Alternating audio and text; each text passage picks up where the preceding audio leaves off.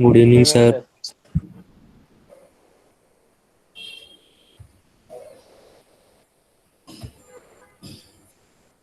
तो डीपीपी दिया गया था लास्ट क्लास में पी ब्लॉक एलिमेंट्स से। डीपीपी ट्राई किया तुम लोगों ने? नहीं किया या किया?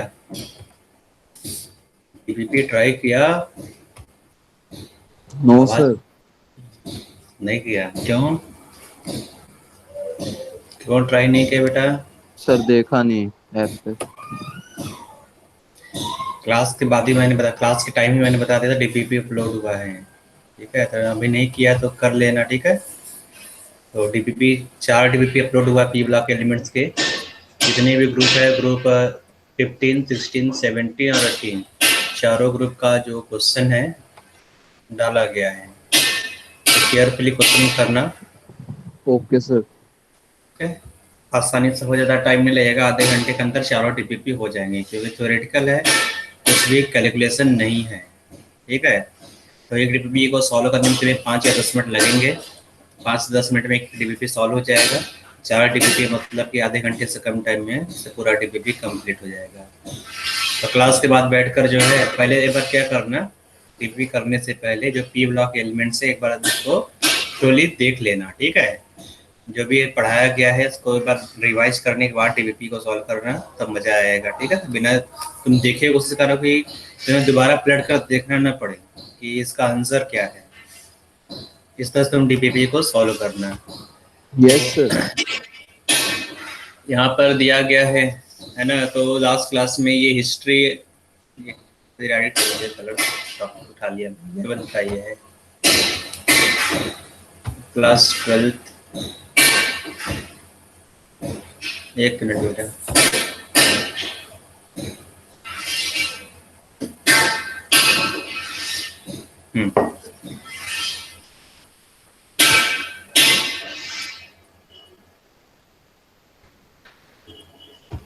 एक मिनट क्लास उसको सिंक्रोनाइज होना है, जो जाने दो।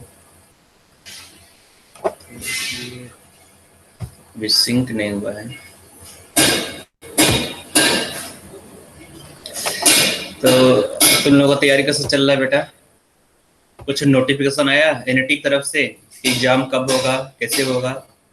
कोई एनटीए की इन्फॉर्मेशन? तरफ से सर कुछ नहीं आया अभी तक। अभी नहीं आया,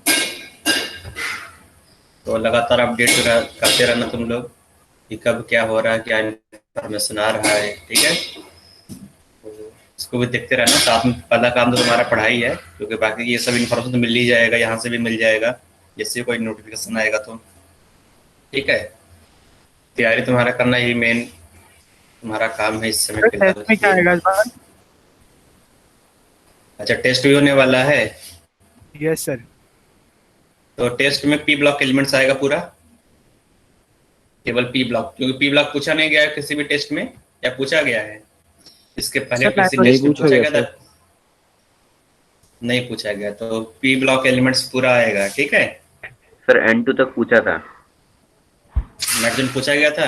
अच्छा, यस सर। तो नाइट्रोजन को छोड़कर, तो यस नाइट्रोजन को छोड़कर आएगा, तो जो पूछा गया वो नहीं पूछा जाएगा। ठीक है, नाइट्रोजन फैमिली अगर पूछा गया है तो ग्रुप 16, 17, 18, तो 3 ग्रुप पूछा जाएगा पी ब्लॉक एलिमेंट्स में। एक ग्रुप हटा दो, तो ग्रुप नाइट्रोजन को हटा दो, तो बाकी जितने भी हैं ओके वो सब सर। पूछा जाएगा। ठीक है, मेटलर्जी नहीं आएगा। ओके, मेटलर्जी अभी कंप्लीट हो जाएगा, तो जो नेक्स्ट है, नेक्स्ट फोर्थ फाइनल टेस्ट जब होगा उसमें मेटलर्जी को पूछा जाएगा। ओके, तो मेटलर्जी में मैंने ये सब प्रोसेस बता दिए थे कि ये सब प्रोसेस क्या होता है, स्मेल्टिंग क्या होता है ना, कैल्सिनेशन, रोस्टिंग। ठीक है, तो चल रहा था रिफाइनिंग हम लोगों का।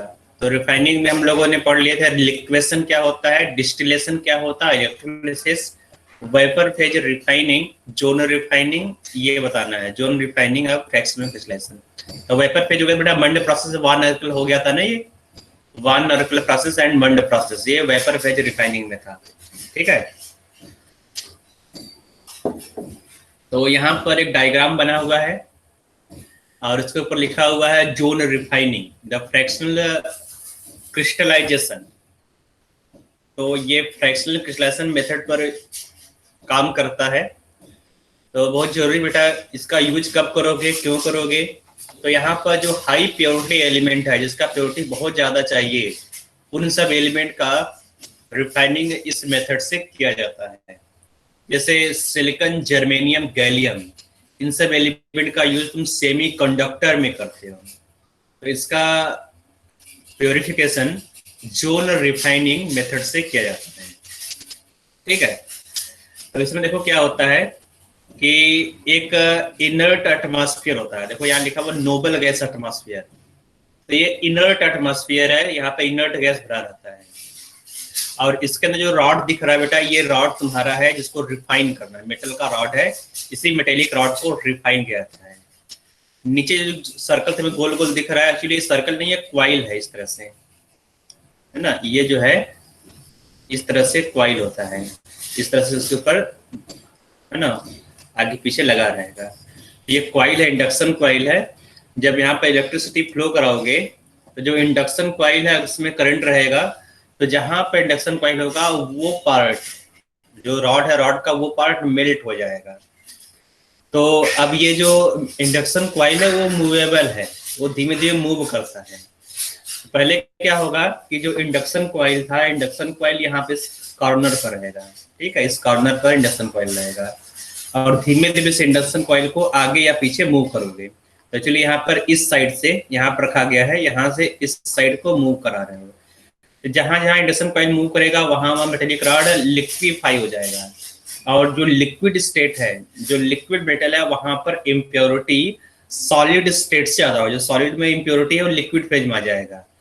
तो जब धीमे धीमे इस लिक्विड फेज को आगे मूव कराओगे तो लिक्विड फेज के साथ साथ इम्प्योरिटी भी आगे मूव करेगा, है ना। तो इस तरह से आगे मूव कराओगे तो जो यहाँ का मेटल है वो लिक्विफाई होगा। जब कॉइल आगे बढ़ेगा तो ये मेटल फिर सॉलिड हो जाएगा और लिक्विड फेज आगे आ जाएगा। जो लिक्विड पे जो धीमे धीमे खिसकता आगे चला आएगा। तो इस तरह से इस मेटेलिक रॉड को पूरा का पूरा प्योरीफाई करते हैं। जो लिक्विड फेज होता है उसी को बोलते हैं जोन। ये जो लिक्विड फेज है इसी को मेटेलिक रॉड का मोल्टेन जोन बोलो, लिखा हुआ यहाँ पर मोल्टेन जोन, ठीक है। तो ये क्लियर समझ में आ गया होगा कि कब यूज करते हैं और किस तरह से ये बेस्ड है। तो यहाँ पे लिखा गया है ना, the method is based on difference in solubility of impurity in molten and solid state of the metal. तो जो इम्प्योरिटी है, इम्प्योरिटी लिक्विड स्टेट में ज्यादा सॉल्युबल है बजाय सॉलिड स्टेट में। तो ये तुम्हारा हो गया जोनल रिफाइनिंग। तो समझ में आ गया बेटा जोनल रिफाइनिंग किस तरह से काम करता है, क्या होता है। सर मोल्टेन जोन भी मूव करेगा ना? मोल्टेन जोन ही मूव करेगा, जो सॉलिड है ना, सॉलिड तो मूव नहीं करेगा।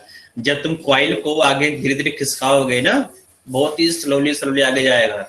जिस तरह से जिस कॉइल आगे बढ़ेगा उसी तरह से मोल्टेन जोन ही आगे बढ़ेगा, ठीक है। बाकी सब चीज फिक्स, इसके अंदर जो भी चीज है, इनर्ट एटमॉस्फेयर दिख रहा है, सब कुछ फिक्स है। तो यहाँ पर इनर्ट गैस क्यों लिखा जाता है बेटा, तुम्हें मालूम है।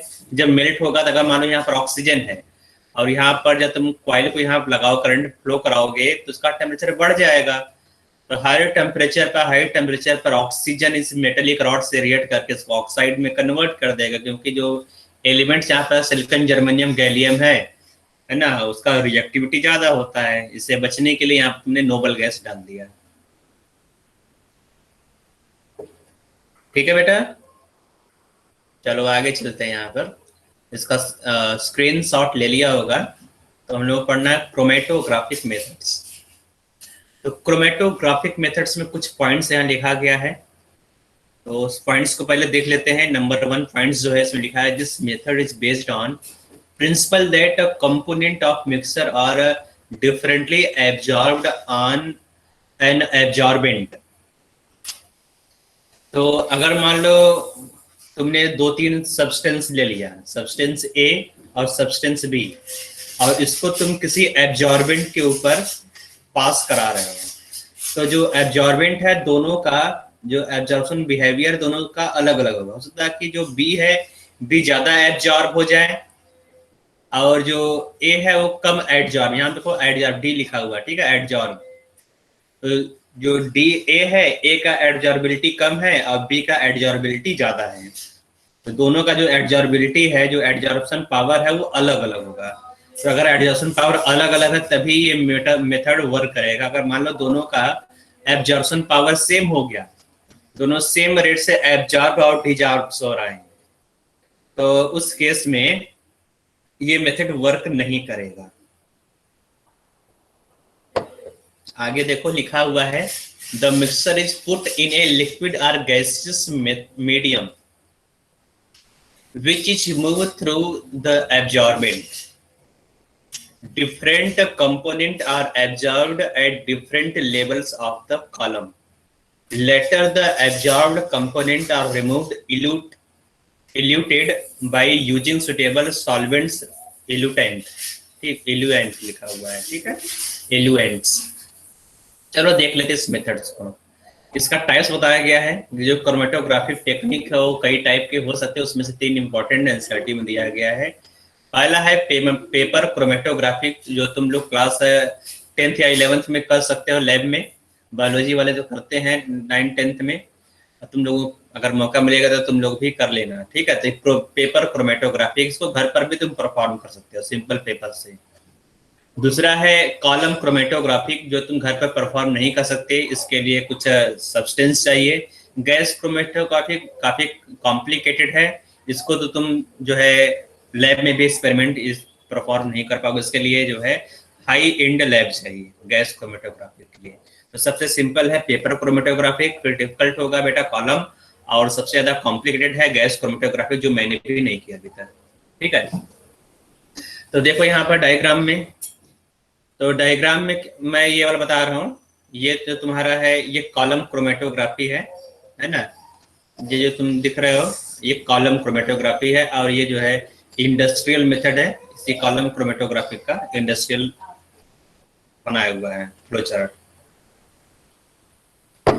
तो इसमें देखोगे कि एक बड़ा सा कॉलम है, कॉलम दिख रहा है, कॉलम ये जो ट्यूब होता है बेटा, ये जो ब्यूरेट है, इसी ब्यूरेट को कॉलम बोलते हैं, ठीक है। ये है तुम्हारा कॉलम लिखा हुआ है, ठीक है। तो इस कॉलम में क्या होता है, एब्जॉर्बेंट भरे रहते हैं। यहाँ पे जो तुम्हें गोल गोल दिख रहा है ना, यहाँ पर जो गोल गोल ये पार्टिकल्स है, यही एडजॉर्बेंट है। तो ये है एडजॉर्बेंट, ठीक है। तो एडजॉर्बेंट अलग अलग हो सकते हैं, जैसे सिलिका हो सकता है, ठीक है, या फिर कोई दूसरा एब्जॉर्बेंट यूज कर सकते हो यहाँ पर। तो यहाँ पर सॉलिड एब्जॉर्बेंट यूज किया जाता है। इसको पहले क्या करते हैं, जो सिलिका या जो सॉलिड एब्जॉर्बेंट है उससे कॉलम को पूरा का पूरा क्लोजली पैक किया जाता है, मतलब उसको ठूस ठूस कर इस कॉलम में भर दोगे, और यहाँ पर कुछ कॉटन प्लग लगा देते हैं ताकि जो यहाँ पर सिलिका है नीचे ना गिर पाए, या फिर जो तुमने यहाँ पर भरा हुआ है एब्जॉर्बेंट वो नीचे न गिर पाए, है ना। इसको लिए इससे यहाँ पे इसको क्लोजली पैक कर देते हैं, ठीक है। तो पैक करने के बाद जिसको मान लो यहाँ पे तुम्हारे पास मिक्सचर है ए और बी का, ठीक है। तो ये ए और बी को तुमने एक सॉल्यूशन बनाया, तुमको ए और बी दोनों को अलग अलग करना है, ए को अलग करना है, बी को अलग करना है। अभी फिलहाल दोनों ए और बी एक साथ हैं, तो इन दोनों को एक सुटेबल सॉल्वेंट में डिजॉल्व कर दोगे, मतलब ये जो सॉल्वेंट होगा उसमें ए भी सॉल्युबल है और बी भी सॉल्युबल है, ठीक है। इतना समझ में आ रहा है बेटा? इतना समझ में आ रहा था? यस बोलो सर। Yes sir. ईशान, हाँ ओके। तो इतना डिजॉल्व हो गया, सॉरी, तो इतना काम हो गया। तो ए और बी को अलग करना है, उसमें तुमने सुटेबल सॉल्वेंट में ए और बी को डिजॉल्व कर लिया। तो अब यहाँ पे क्या करते हैं, जो तुम्हारा ये सोल्यूशन है उसको ड्रॉप वाइज यहाँ पर गिराओगे। जब गिराओगे तो ए और बी का जो एब्जॉर्प्शन पावर है वो अलग अलग है। मान लेते हैं जो ए है ना, ए क्या है बेटा, लेस एब्जॉर्ब्ड है, ठीक है, लेस एब्जॉर्प्शन पावर है इसका। मैं ऊपर लिख दे रहा हूँ, ठीक है, ये मैंने अज्यूम किया है क्योंकि तुम्हें पहले से मालूम है ए और बी दोनों का एब्जॉर्प्शन बिहेवियर अलग है। तो ए क्या है बेटा, लेस एब्जॉर्प्शन है, इसका पावर क्या है बेटा, बी का जो एब्जॉर्प्शन पावर है वो ज्यादा है, ठीक है। बी का जो एब्जॉर्प्शन पावर है वो हाई है, ये हाई में लिख दे रहा हूँ, ठीक है, ये लो है। तो ए को मैंने लो लिख दिया, बी को हाई लिख दिया। इसका मतलब कौन ज्यादा एब्जॉर्ब होगा बेटा, ए और बी में किसका रेट ऑफ एब्जॉर्प्शन ज्यादा होगा? बी। बी। हाँ, इसका मतलब जब तुम इस नॉब को ओपन करोगे तो बी तुरंत चिपक जाएगा और ए धीमे धीमे, है ना, धीमे धीमे क्या होगा, यहाँ से एब्जॉर्ब होगा। तो अब क्या होता है, ए और बी तुमने दोनों धीरे धीरे डालना शुरू किया है, तो अब क्या होगा कि ए और बी दोनों क्या हुआ, एब्जॉर्ब हो गया होगा। एब्जॉर्ब हो गया, एब्जॉर्ब होने के बाद क्या करेंगे, अब ए और बी तुम्हें सेपरेट करना सोचना, तुमने डाल दिया।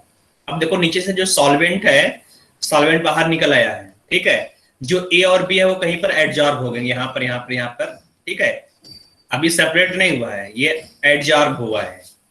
तो अब क्या करोगे, जो सॉल्वेंट है, सॉल्वेंट को और लोगे और ढेर सारा सॉल्वेंट यहाँ ऊपर से डालोगे, ठीक है।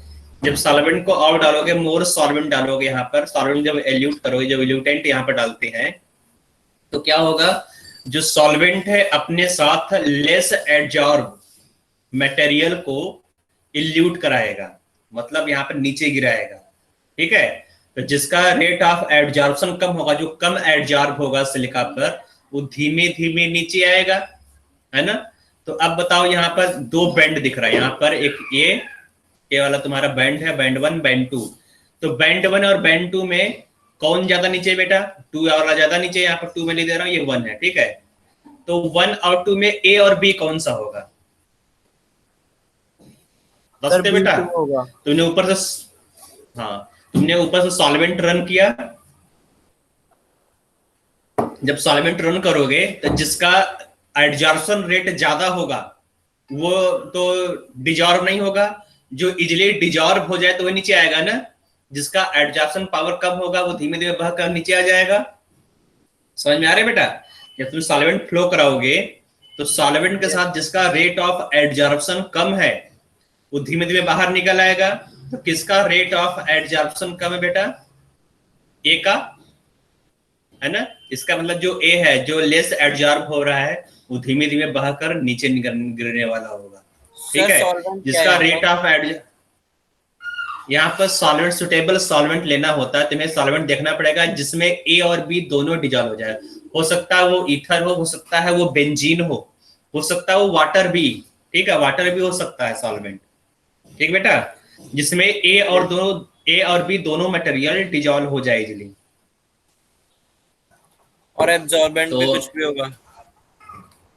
हाँ, तो एब्जॉर्बेंट क्या होगा कि उसमें ए और बी दोनों एब्जॉर्ब होना चाहिए, ठीक है। उसको भी तुम टेस्ट करोगे कि किसमें दोनों ए और बी एब्जॉर्ब हो रहा है, और दोनों का जो एब्जॉर्प्शन बिहेवियर वो अलग अलग होना चाहिए, ठीक है।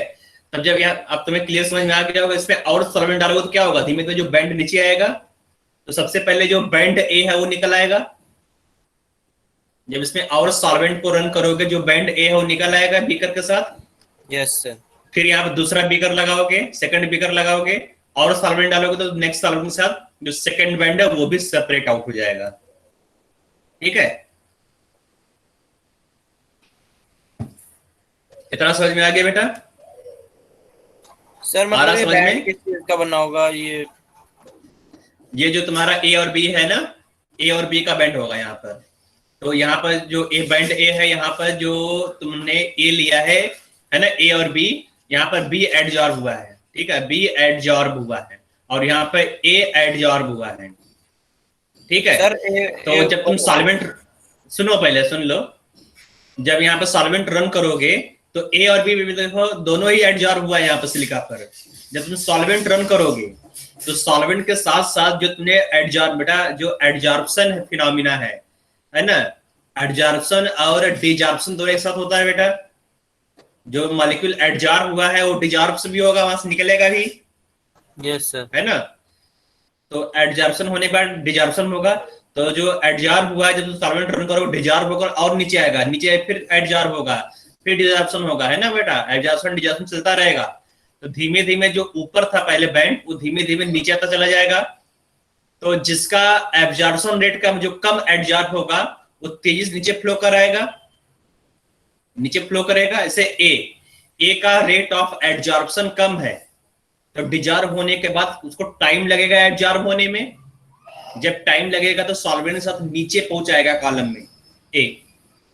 बी क्या है, बी का रेट ऑफ एब्जॉर्प्शन फास्ट है, तो जैसे ही ये डिजॉर्ब हुआ वैसे ही तुरंत ये एब्जॉर्ब हो जाएगा, मतलब बी धीमे धीमे नीचे आएगा। ठीक है, जब और सॉल्वेंट को रन कराओगे तो ए जिसका रेट ऑफ एब्जॉर्प्शन ज्यादा है, रेट ऑफ डिजॉर्प्शन भी ज्यादा है, तेजी से क्या हो रहा है यहाँ पर, ये एब्जॉर्ब डिजॉर्ब हो रहा है, तो ये धीमे धीमे क्या होगा, सॉल्वेंट के साथ नीचे फ्लो कराएगा। ठीक है, बी से ज्यादा इसका, सॉरी जो बी है, सॉरी जो ए है, ए का रेट ऑफ एब्जॉर्प्शन कम है, मैंने उल्टा बोल दिया, ए का रेट ऑफ एब्जॉर्प्शन कम है, तो ये इजीली एब्जॉर्ब नहीं होगा, तो सॉल्वेंट के साथ नीचे आ जाएगा। तो जिसका रेट ऑफ एब्जॉर्प्शन कम होगा, जो कम एब्जॉर्ब होगा, वो पहले इल्यूट हो जाएगा, जिसका रेट ऑफ एब्जॉर्प्शन ज्यादा होगा वो बाद में इल्यूट आउट होगा। सर तो पहले ए अलग ठीक है होगा। बेटा, समझ में आ, बिल्कुल पहले ए अलग होगा, उसको बीकर में छान कर अलग कर लोगे, फिर सेकंड बीकर लगाओगे, वहां पर बी अलग हो जाएगा, और इस सॉल्वेंट को इवेपोरेट कर दोगे। बैंड कलर्ड कैसे, मतलब उसमें जो ए का कलर होगा उसी कलर का बैंड बन जाएगा। हमारा जो तुमने यहाँ पे मेटल ऑक्साइड या फिर मेटल का जो तुमने सॉल्ट लिया है वो कलर्ड सॉल्ट हो, है ना, तो उसी कलर सॉल्ट का एक तुमको बैंड मिल जाएगा। और अगर ठीक है। वो जो एडजॉर्बेंट है वो भी सेम कलर का हुआ तो कोई दिक्कत नहीं, तुम वहाँ पे आइडेंटिटी हो सकता है, एक्चुअली यहाँ पर कलर बैंड लिख दिया है, तो हो सकता है कि जो तुमने एब्जॉर्ब कराया उसका कोई कलर ही ना हो, है ना, उसमें क्या करते हैं, तो जो तुम ऐसा सॉल्ट बनाओगे उसका, ताकि उसका कुछ कलर होता है, तुम्हें दिखाई दे यहाँ पर कि हाँ यहाँ पर ये ए एब्जॉर्ब हुआ है, ये बी एब्जॉर्ब हुआ है। ठीक है, तो जो सॉल्ट है, सॉल्ट ऐसा सॉल्ट बनाते हैं मेटल का ताकि उसका कोई ना कोई कलर हो। ठीक बेटा, यस सर। अभी तो सेपरेट कर पाओगे, तुम्हें दिखाई देना चाहिए, अगर कलर नहीं है तो वहां पर अल्ट्रावायलेट लाइट लगाते हैं ताकि उसमें डिटेक्ट हो पाए कि कलर है कि नहीं है ना, कुछ ना कुछ टेक्निक वहां पर यूज करते हैं यस सर। उस बैंड को सेपरेट आउट करने के लिए। तो ये हो गया क्रोमेटोग्राफिक मेथड्स, तो इतना समझना है, एनसीईआरटी में दिया गया अच्छे से। तो एनसीईआरटी जो मेन पॉइंट था मैंने यहाँ पर हाईलाइट कर दिया, टाइप ऑफ जो टेक्निक वगैरह यहाँ पर लिख दिया गया। तुम लोगों को यहाँ पे पेपर क्रोमेटोग्राफी कराया जाता है क्लास 12 तक, कॉलम और गैस क्रोमेटोग्राफी नहीं कराया जाता। आगे आते हैं यहाँ पर थर्मोडायनेमिक प्रिंसिपल ऑफ मेटलर्जी। ठीक है, तो कुछ लोग बोल रहे थे ये समझ में नहीं आ रहा है एनसीईआरटी पढ़ने पर, तो पढ़ा है बेटा तुम लोगों ने एनसीईआरटी में, एनसीईआरटी में Ellingham diagram, thermodynamic principle of metallurgy, ये सब पढ़ा तुम लोगों ने? Yes sir. हाँ, तो किसी को समझ में आया? सर उसमें ये समझ आ गया कि जो नीचे होता है ना एलिगेंट डायग्राम में, वो अपने ऊपर वालों को ऑक्सीडाइज कर सकता है, लेकिन ऊपर वाले नीचे वाले को ऑक्सीडाइज नहीं कर सकते। हाँ, तो तुमने निचोड़ तो पकड़ लिया। ठीक है, यही निचोड़ है एलिंगम डायग्राम का। ठीक है बेटा, ओके। तो बैकग्राउंड शोर बेटा तुषार सही हुआ कि नहीं? अभी भी आ रहा है बैकग्राउंड नॉइज? चलो, तुषार तो आवाज ही नहीं दे रहा है, उसका शायद माइक खराब है। चलो बेटा आगे चलते हैं। तो देखो यहाँ पर क्या होता है, थर्मोडायनेमिक प्रिंसिपल देख लो। तो तुम्हें मालूम है कि कोई भी रिएक्शन, देखो थर्मोडायनेमिक्स तुम्हें पढ़ना है मेटलर्जी का, तो मेटलर्जी में जो थर्मोडायनेमिक्स अप्लाई करते हैं वो स्मेल्टिंग प्रोसेस जो होता है बेटा, स्मेल्टिंग। तो स्मेल्टिंग क्या होता है? ध्रुव बेटा बताओ, स्मेल्टिंग क्या होता है? कब स्मेल्टिंग यूज करते हैं बेटा? किस प्रोसेस में यूज करते हैं? किस मेटलर्जिकल प्रोसेस में, स्टेप्स में? ध्रुव सर एक सेकेंड। देव, हाँ याद नहीं है? तो क्लास 10th में भी था।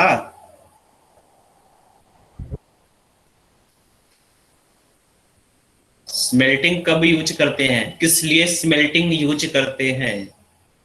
सर जो ऑक्साइड बनता है बोलो। रोस्टिंग और कैल्सिनेशन से, उसको रिड्यूस करने के लिए। हाँ ठीक है, तो रोस्टिंग और कैल्सिनेशन के बाद एक प्रोसेस है रिडक्शन।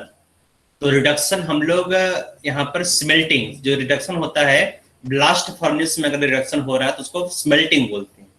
ठीक है, तो production of liquid metal in liquid state are known as smelting, क्योंकि मेल्टेड फॉर्म में होता है मेटल, इसलिए स्मेल्टिंग यहाँ पर देखोगे मेल्ट लिखा हुआ है, ठीक है। इसलिए इसको स्मेल भी करता है, क्योंकि वहां पर अलग अलग गैस भी आता है ना, निकलता है सल्फर डाइऑक्साइड वगैरह गैस वहां पर निकलता है, जिसमें काफी बदबू करता है, इसलिए स्मेल्टिंग, तो स्मेल भी है और मेल्ट भी है। ओके, तो यहाँ आ जाओ।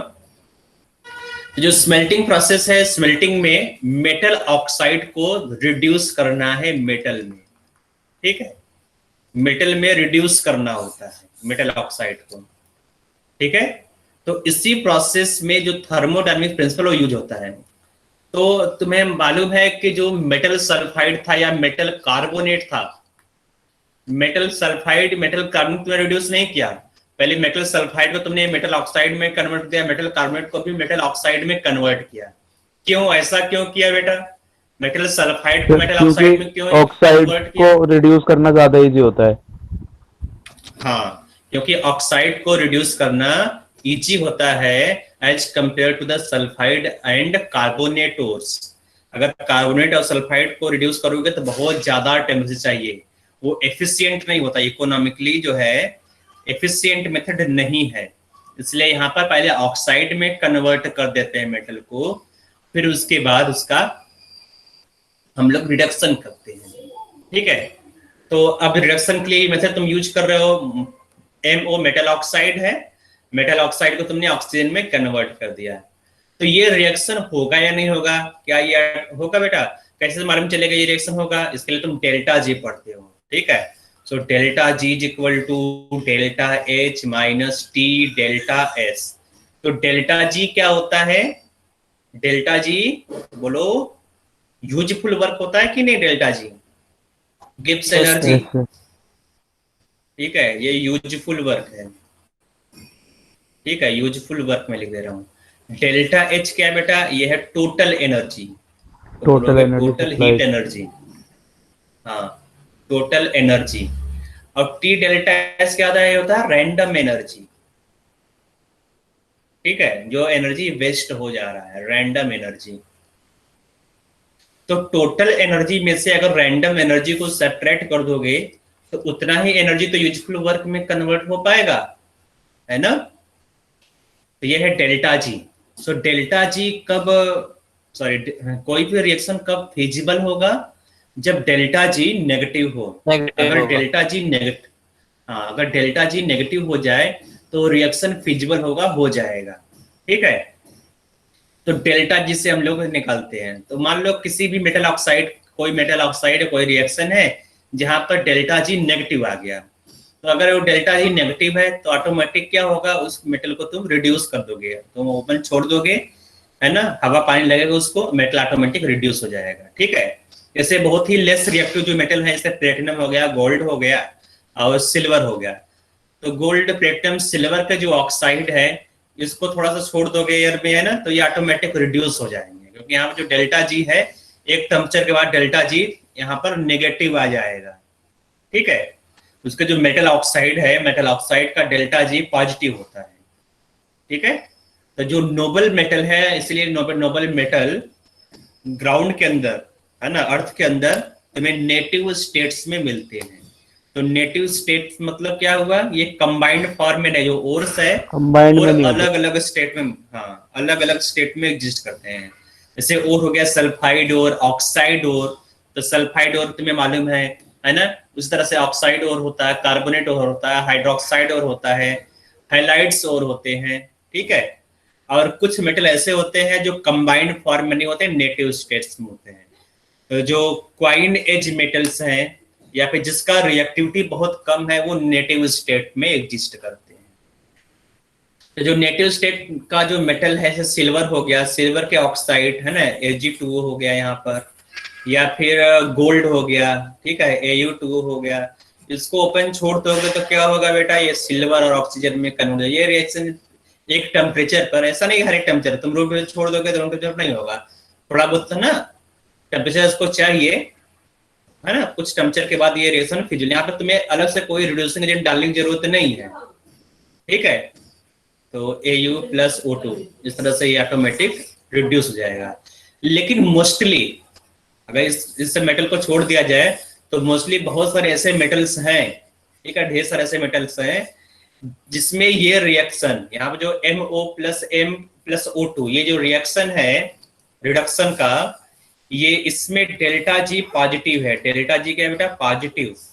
ठीक है, इसका मतलब जो रिएक्शन हो नॉन स्पॉन्टेनियस होगा। हाँ, तो स्पॉन्टेनियस कैसे होगा? जब डेल्टा जी नेगेटिव हो जाए। तो डेल्टा जी तो नेगेटिव होगा नहीं, है ना? Yes. तो अब क्या होता है, अगर मान लो है ना डेल्टा जी तुम्हें मालूम करना हो, है ना, तो एक और फंक्शन यहाँ पर delta G not is equal to minus RT ln K।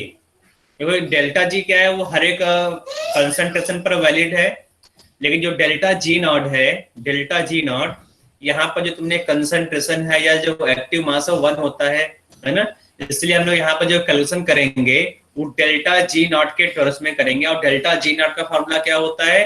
Delta G not is equal to minus RT ln K। K यहाँ पर इक्विलिब्रियम कांस्टेंट है। ठीक है, तो डेल्टा तो क्या होगा बेटा? Delta G not is equal to delta H not minus T delta H not, ये हो जाएगा तुम्हारा फॉर्मूला। तो ये फर्स्ट लाइन समझ आया बेटा? फर्स्ट लाइन लिखा हुआ है when the value of delta G is negative only then the reaction will proceed, ये फर्स्ट लाइन में लिखा हुआ है। If delta S is positive on increasing the temperature T, the value of T delta S will increase. Delta H is smaller than T delta S and then delta G will become negative. तो देख लो यहाँ पर T delta S increase क्यों हो रहा है? देखो मेटल ऑक्साइड है, ठीक है, मैंने इसको MXO लिख दिया यहाँ पर, MXO मेटल ऑक्साइड। ठीक है, इसको तुम्हें रिड्यूस करना है। जब रिड्यूस करोगे तो क्या बनेगा यहाँ पर? X time metal plus 1/2 O2। तो ये गैसियस स्टेट में, मेटल यहाँ पर सॉलिड स्टेट में अगर निकल रहा है तो ये क्या सॉलिड स्टेट में होगा। तो मेटल ऑक्साइड से metal plus oxygen gas liberate हो रहा है। तो अगर ऑक्सीजन गैसियस स्टेट में है तो डेल्टा एस क्या होगा बेटा?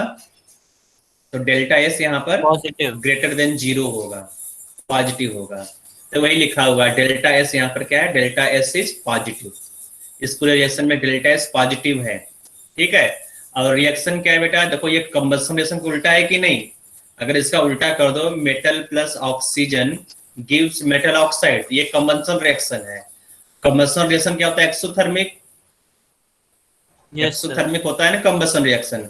और इस रिएक्शन के लिए जो डेल्टा एच है एक्सोथर्मिक रिएक्शन के लिए क्या होता है? नेगेटिव होता है ना? कंबशन रिएक्शन के लिए डेल्टा एच नेगेटिव होगा।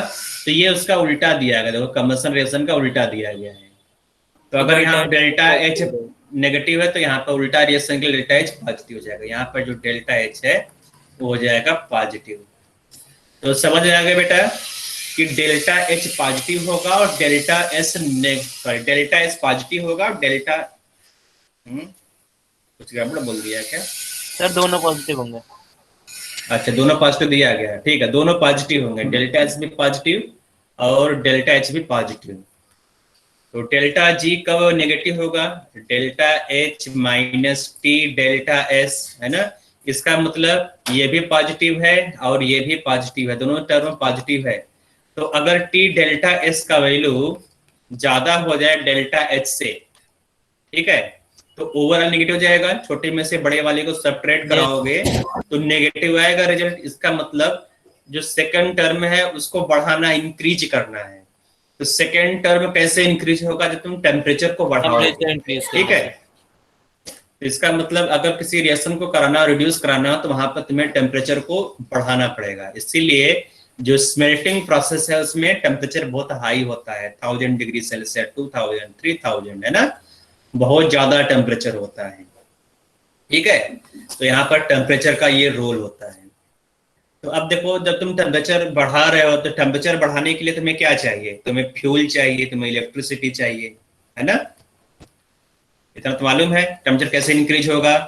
जब तुम यहाँ पर और ज्यादा कंबशन कराओगे, फ्यूल डालोगे तो टेम्परेचर इंक्रीज होगा। तो बहुत ज्यादा तुमने टेम्परेचर इंक्रीज करा दिया और जो तुम्हारा मटेरियल जो आउटपुट निकल रहा है वो चीप मटेरियल है, ठीक है। तुमने आयरन को यहाँ पर प्योरीफाई करना है, आयरन को तुम्हें स्मेल्टिंग से निकालना, स्मेल्टिंग प्रोसेस से, और तुम उसको निकाल रहे हो, टेम्परेचर बहुत बढ़ा दिया तुमने 5000 डिग्री सेल्सियस टेम्परेचर इंक्रीज कर दिया, बहुत सारा फ्यूल जो है फूक दिया वहां पर, जल गया, ठीक है, और जो आयरन निकल रहा है वो बिक रहा है 40 रुपए किलो। तो इसका मतलब क्या हुआ, ओवरऑल जो तुम्हारा इंडस्ट्री है वो बैठ जाएगा, है ना। 1-2 महीने रन करने के बाद तुम उसको क्लोज कर ताला लगा दोगे, ठीक है, क्योंकि जो तुम्हारा आउटपुट है, जो तुम्हारा मिल रहा है बेटा मटेरियल, वो लागत से बहुत कम है, लागत तुम्हारा बहुत ज्यादा है, ठीक है, और जो तुम्हारा प्रोडक्ट है वो चीप प्रोडक्ट है ना। तो इसलिए क्या होता है, यहाँ पर तुम एक सुटेबल सब्सटेंस डालोगे, ठीक है, जब तुम इसको रिड्यूस करोगे यहाँ पर कुछ न कुछ डालते हैं, तो यहाँ पर तुम क्या डालोगे बेटा, यहाँ पर रिड्यूसिंग एजेंट डालते हैं, ठीक है। तो रिड्यूसिंग एजेंट क्या होगा, इस रिएक्शन को इजिली रिड्यूस कराता है। यहाँ पर रिड्यूसिंग एजेंट या तो कार्बन डालोगे, या तो कार्बन मोनोऑक्साइड, या फिर कोई मेटल, ये तीनों रिड्यूसिंग एजेंट तरह वर्क करते हैं, ठीक है। तो अगर ये डाल दोगे तो लोअर टेम्परेचर पर भी मेटल ऑक्साइड, ऑक्सीजन, यहाँ पर क्या होगा, जो मेटल ऑक्साइड है वो मेटल में रिड्यूस हो जाता है, ठीक है। तो देखो ये कैसे होता है, यहाँ पर जो थर्मोडायनेमिक्स है उसका यूज करते हैं हम लोग। तो थर्मोडायनेमिक्स में क्या यूज होता है देख लो, इलिंगम डायग्राम बाद में आएगा। देखो यहाँ पर मैं इस रिएक्शन को लिख रहा हूँ, मान लो यहाँ पर एक रिएक्शन में लिख रहा हूँ आयरन FeO है यहाँ पर, ठीक है, चलो Fe2O3 लिख दे रहा हूँ, Fe2O3 ये बना रहा है यहाँ पर, FeO लिख दे रहा हूँ, Fe2O3 बैलेंस करना पड़ेगा मुझे, जो हो गया Fe, और ये हो गया 1/2 O2 हो गया, ठीक है, Fe + 1/2 O2, और यहाँ तुमने डेल्टा G निकाला इस रिएक्शन का। तो अब इस रिएक्शन का डेल्टा G पॉजिटिव होगा या नेगेटिव होगा बेटा, बताओ बताओ बेटा, डेल्टा G पॉजिटिव होगा या नेगेटिव होगा? अभी तो मैंने बताया है डेल्टा G क्या होगा, नेगेटिव, पॉजिटिव होगा, पॉजिटिव, डेल्टा G यहाँ पर पॉजिटिव होगा, मतलब जो रिएक्शन फिजिबल नहीं है, ठीक है। तो फिजिबल नहीं है तब क्या करता है, यहाँ पर तुम एक रिड्यूसिंग एजेंट डालोगे। मान लीजिए तुमने यहाँ पर रिड्यूसिंग एजेंट कार्बन डाल दिया, तो कार्बन ऑक्सीजन से रिएक्ट करेगा, O2 से रिएक्ट करेगा, क्या बना लिया यहाँ पर, कार्बन मोनोऑक्साइड बना लिया, ठीक है, कार्बन मोनोऑक्साइड बना लिया। और यहाँ पर जो डेल्टा G है ये कंबशन रिएक्शन है ना, तो डेल्टा G नेगेटिव होगा कि नहीं, देखो कार्बन ऑक्सीजन से कंबाइन होकर CO बना रहा है, तो डेल्टा G नेगेटिव होगा, ठीक है। तो जो फर्स्ट क्वेश्चन है यहाँ पर जो डेल्टा G है वो मान लेते हैं 400 यूनिट्स है, यहाँ 400 किलो जूल पर मोल है, ठीक है। और यहाँ पर जो डेल्टा G है वो दिया गया यहाँ पर -1000 किलो जूल, तो ये -1000 दिया गया है, ये 400, तो दोनों रिएक्शन को ऐड करो, ऐड करने पर क्या होगा, यहाँ पर FeO + carbon gives Fe + CO, मिल रहा है बेटा। तुमने दोनों रिएक्शन को कंबाइन किया तो ओवरऑल ये रिएक्शन हो जाएगा CO + C gives Fe + CO। अब इस रिएक्शन का डेल्टा G क्या होगा बेटा, जब रिएक्शन को ऐड कर दो डेल्टा G भी ऐड हो जाएगा, हो जाएगा -600 किलो जूल, है ना, -600 किलो जूल। तो अब देखो जो थर्ड रिएक्शन जब तुमने कंबाइन किया, इसका डेल्टा G नेगेटिव आ गया ना। इसका मतलब अगर तुम ये वाला रिएक्शन परफॉर्म कर रहे हो, केवल इक्वेशन नंबर 1 को करा रहे हो, तो ये क्या होगा, ये नॉन स्पॉन्टेनियस है। इसको स्पॉन्टेनियस बनाने के लिए तुम्हें टेम्परेचर को बहुत ज्यादा इंक्रीज करना पड़ेगा। यहाँ बेटा कुछ टेम्परेचर होगा, मान लेते हैं जो टेम्परेचर है वो 100 डिग्री सेल्सियस है, ठीक है, क्योंकि ये रिएक्शन भी फेवरेबल होगा लेकिन बहुत हाई टेम्परेचर पर होगा, ठीक है। तो 100 डिग्री सेल्सियस पर नहीं हो रहा है, फिर तुमने क्या किया, यहाँ पर दूसरा रिएक्शन लिखा, कार्बन + O2 गिव्स CO, है ना। तो अब यहाँ पर ये रिएक्शन का, इस रिएक्शन का डेल्टा G क्या है, डेल्टा G लार्ज नेगेटिव है। जब सम किया तो जो डेल्टा G है -600 किलो जूल हो गया। इसका मतलब जो थर्ड रिएक्शन है, जब तुमने दो रिएक्शन को कंबाइन किया, कंबाइन करने के बाद मेटल ऑक्साइड से मेटल ऑटोमेटिक यहाँ से मिल गया तुम्हें, ठीक है, तुम्हारा जो मेटल है वो यहाँ पर मिल गया, मेटल ऑक्साइड से मेटल, लेकिन टेम्परेचर ज्यादा नहीं इंक्रीज करना पड़ेगा, लेकिन करना तो पड़ेगा ही। हाँ बिल्कुल। तो तुम्हें मालूम है ना, देखो अगर तुम्हें टेम्परेचर इंक्रीज करना हो 100 डिग्री सेल्सियस 200 डिग्री सेल्सियस, तो वो तो अपने हाथ में कर सकते हो, कोई दिक्कत नहीं है। लेकिन अगर तुम्हें टेम्परेचर 1000 से 2000 करना हो, 2000 करना हो, 3000 करना हो, है ना, तो क्या वो आसानी से हो पाएगा? उसके लिए तुम्हें हाँ फ्यूल भी लगेगा, और उस लेवल का तुम्हें फर्नेस बनाना पड़ेगा, फर्नेस को बार बार रिप्लेस करना पड़ेगा, जो इनर मटेरियल होता है फर्नेस का ना रिप्लेस करना पड़ता है, जल जाता है अंदर का, ठीक है। तो कास्ट बहुत हाई होता है उसका। तो अब देखो अगर लोअर टेम्परेचर है तो वहां पे तुम परफॉर्म कर ले जाओगे। तो ये पूरा थर्मोडायनेमिक्स है, समझ में आया बेटा थर्मोडायनेमिक्स? Yes sir. समझ में आ रहा है कि नहीं बेटा? तो ये थर्मोडायनेमिक्स समझ में आ गया सबको। तो आ जाते हैं इलिंगम डायग्राम। तो अब जो थर्मोडायनेमिक्स तुमने पढ़ा है बेटा, बस इसी का यूज है इलिंगम डायग्राम, ठीक है। तो इलिंगम डायग्राम में साइंटिस्ट थे, उनका नाम भी सर ने मिलिंगम था, एनसीईआरटी में दिया गया है। तो उन्होंने एक डायग्राम बनाया और बोला कि इस डायग्राम के हेल्प से हमें मालूम चल जाएगा कौन सा रिड्यूसिंग एजेंट सुटेबल होगा, किस टेम्परेचर पर हम लोग प्योर मेटल को पा सकते हैं, ठीक है। तो यहाँ पर कुछ पॉइंट्स से हम लोग इलिंगम डायग्राम समझेंगे। तो पॉइंट नंबर 1 दिया गया है, this provides a basis for considering the choice of reducing agent in the reduction of oxide, ठीक है। तो नंबर 1 कहते हैं बेटा चॉइस ऑफ रिड्यूसिंग एजेंट, कि कौन सा रिड्यूसिंग एजेंट तुम यूज करोगे, कार्बन यूज करोगे, कार्बन मोनोऑक्साइड यूज करोगे, या फिर कोई मेटल यूज करोगे, ठीक है। इन तीनों में से कौन सा रिड्यूसिंग एजेंट तुम यूज कर रहे हो, तो ये बताएगा Ellingham diagram. Number 2, diagram help us in predicting the feasibility of thermal reduction of an ore, ठीक है। कोई भी रिडक्शन मेथड थर्मोडायनेमिकली फिजिबल है या नहीं है, ये बताएगा Ellingham diagram. The criterion of feasibility is that at a given temperature gives energy of reaction must be negative। तो किस टेम्परेचर, मानो तुमने एक टेम्परेचर ले लिया, तुमने एक मेटल ले लिया, मेटल ऑक्साइड, उसको रिड्यूस करके मेटल में कन्वर्ट कर रहे हो, तो किस टेम्परेचर पर यह रिएक्शन फिजिबल होगा, वो टेम्परेचर भी एलिंगम डायग्राम बताएगा, ठीक है। मैंने बताया था बहुत ज्यादा टेम्परेचर इंक्रीज कराने पर यह रिएक्शन स्पॉन्टेनियस हो जाएगा, ठीक है। जो रिएक्शन नंबर 1 है, जो कि अभी दिख रहा है नॉन स्पॉन्टेनियस, है ना। इस रिएक्शन से टेम्परेचर को इंक्रीज करा दोगे तो हायर टेम्परेचर पर ये रिएक्शन क्या होगा बेटा, स्पॉन्टेनियस। तो किस टेम्परेचर पर ये रिएक्शन फिजिबल होगा, वो टेम्परेचर बताएगा Ellingham diagram. Third point, Ellingham diagram normally consist of plots of heat of, यहाँ पर डेल्टा जी, ये मैं लिख दे रहा हूं, क्या है ये, डेल्टा एफ जी नॉट लिखा हुआ है, ठीक है। तो मतलब ये गिब्स फ्री एनर्जी है स्टैंडर्ड स्टेट में, Gibbs free energy in standard state versus T, ठीक है। The formation of oxide that is for the reaction 2xm plus O2 gives twice MXO।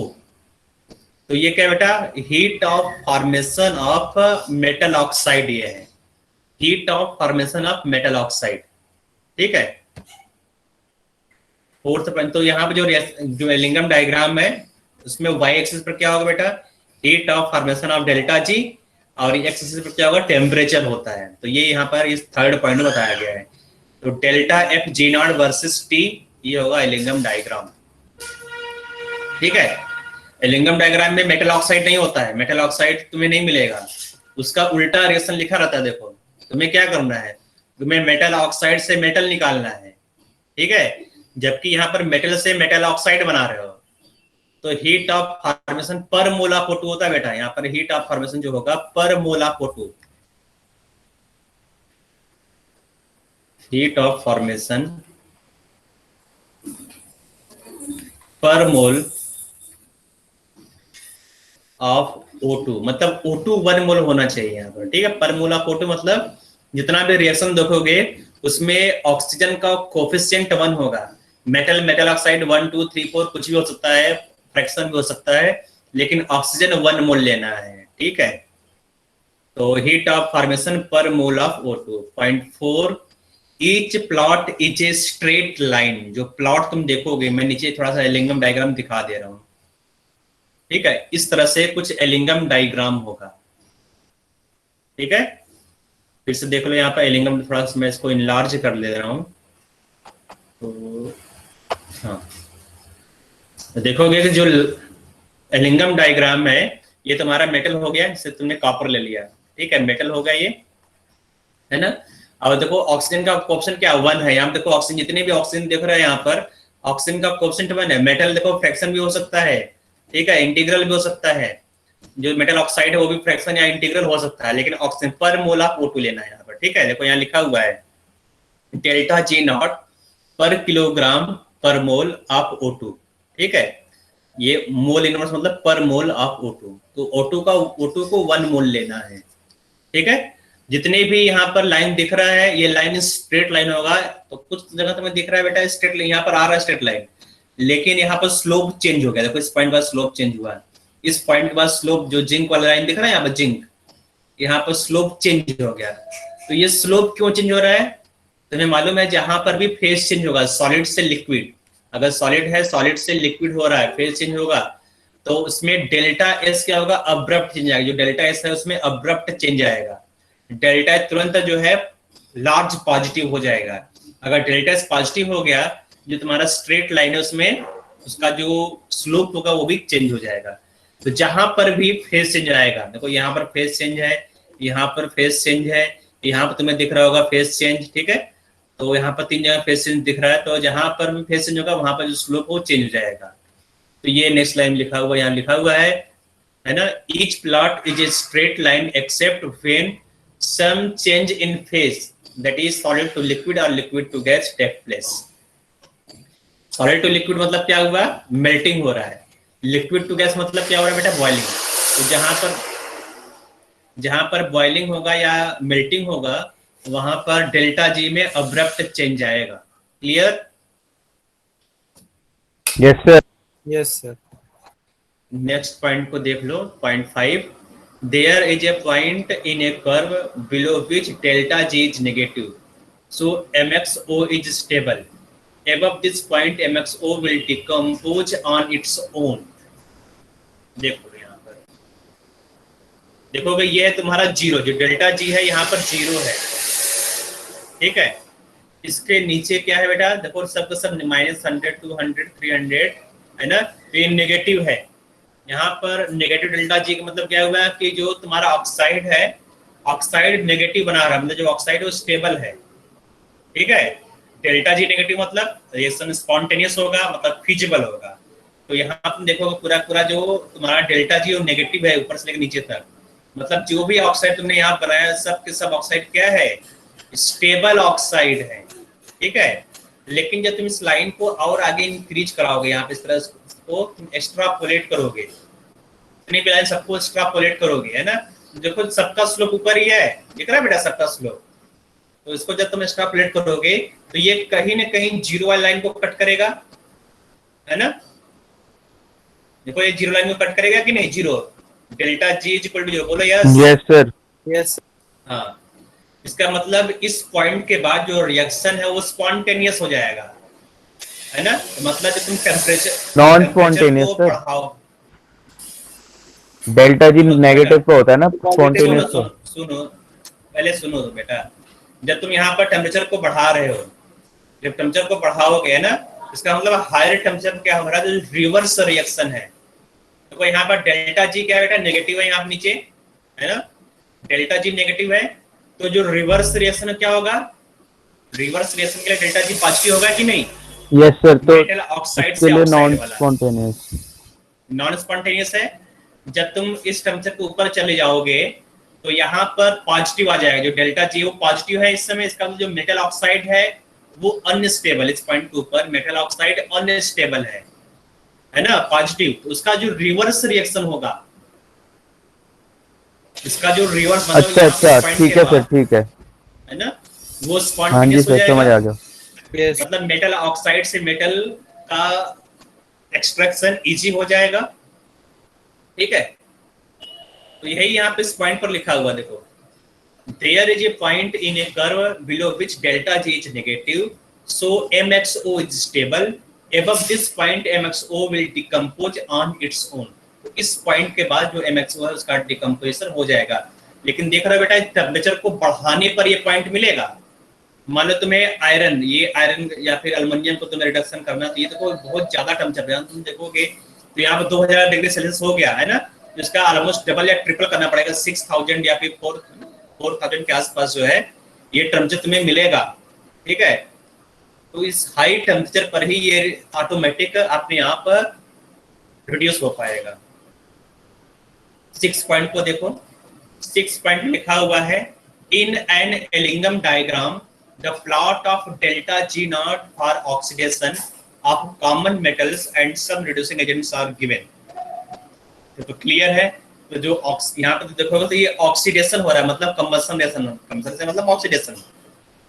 ठीक है, मेटल या फिर एलिमेंट का या रिड्यूसिंग एजेंट का ऑक्सीडेशन रिएक्शन दिया गया है।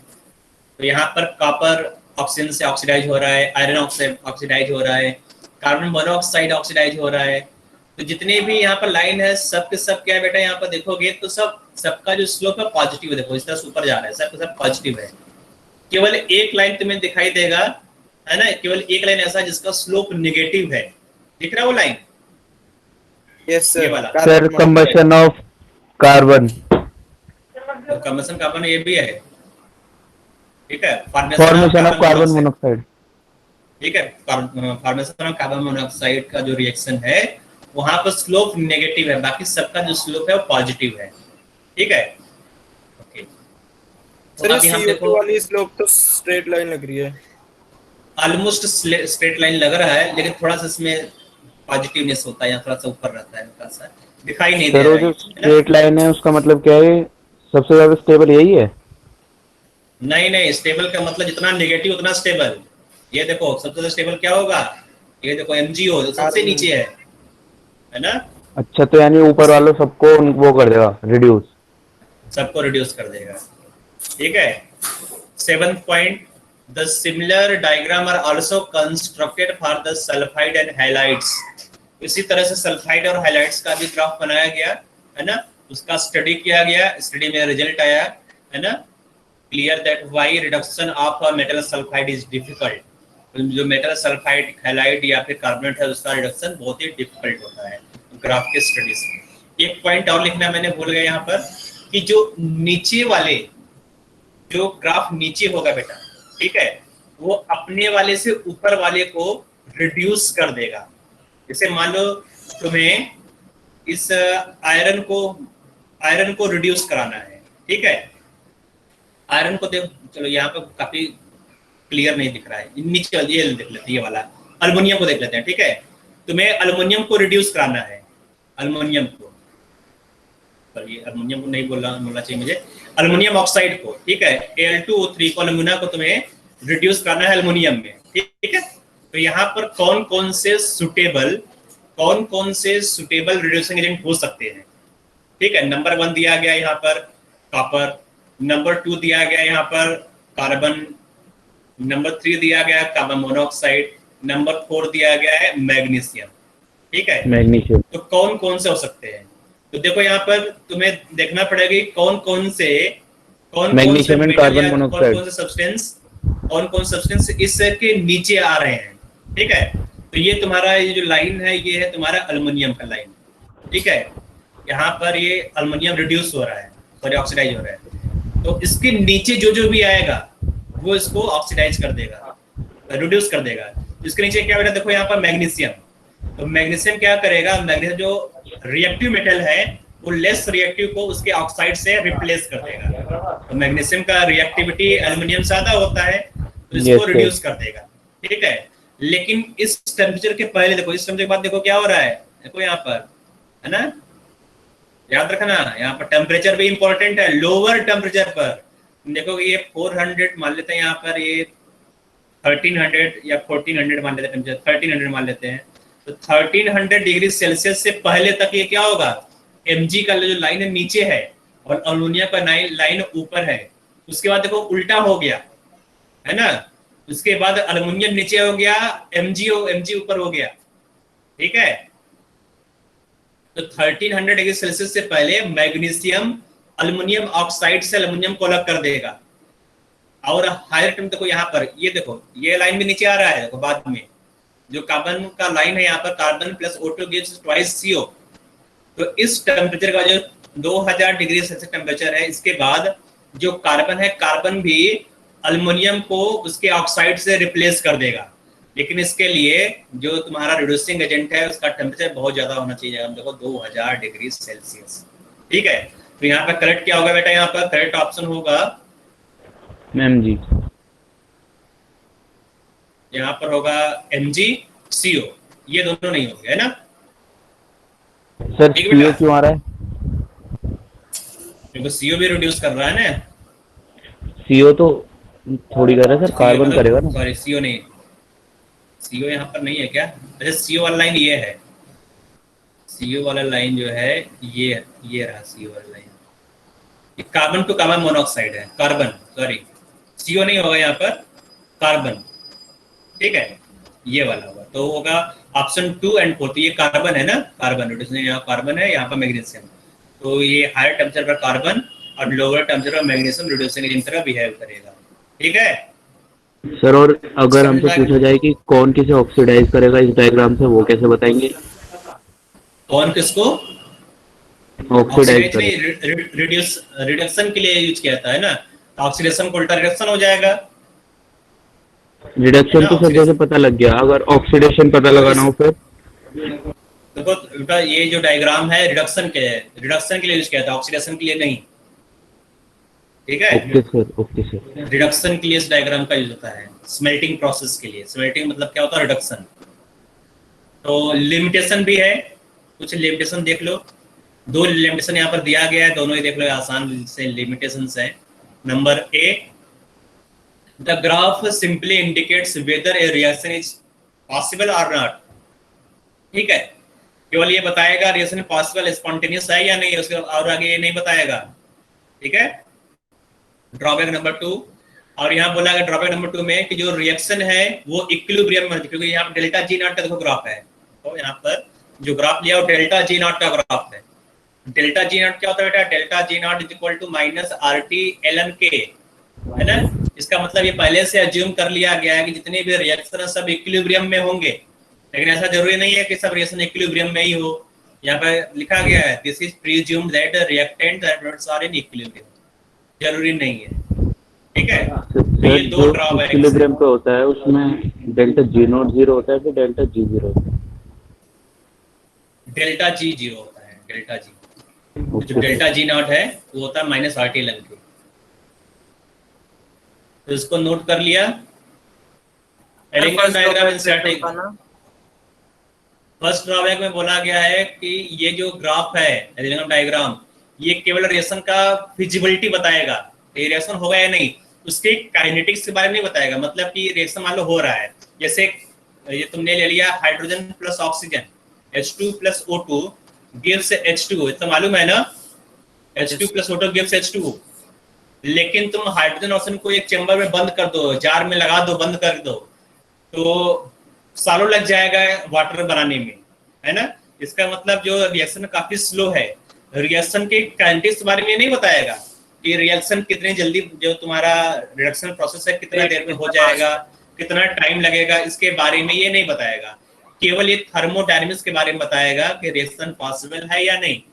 काइनेटिक्स के बारे में इसका कोई आंसर नहीं है। तो ये लिखा गया है काइनेटिक्स ऑफ रिडक्शन प्रोसेस के बारे में ये कोई भी आंसर नहीं देता है, ठीक है। Yes sir. और किसी कोई डाउट है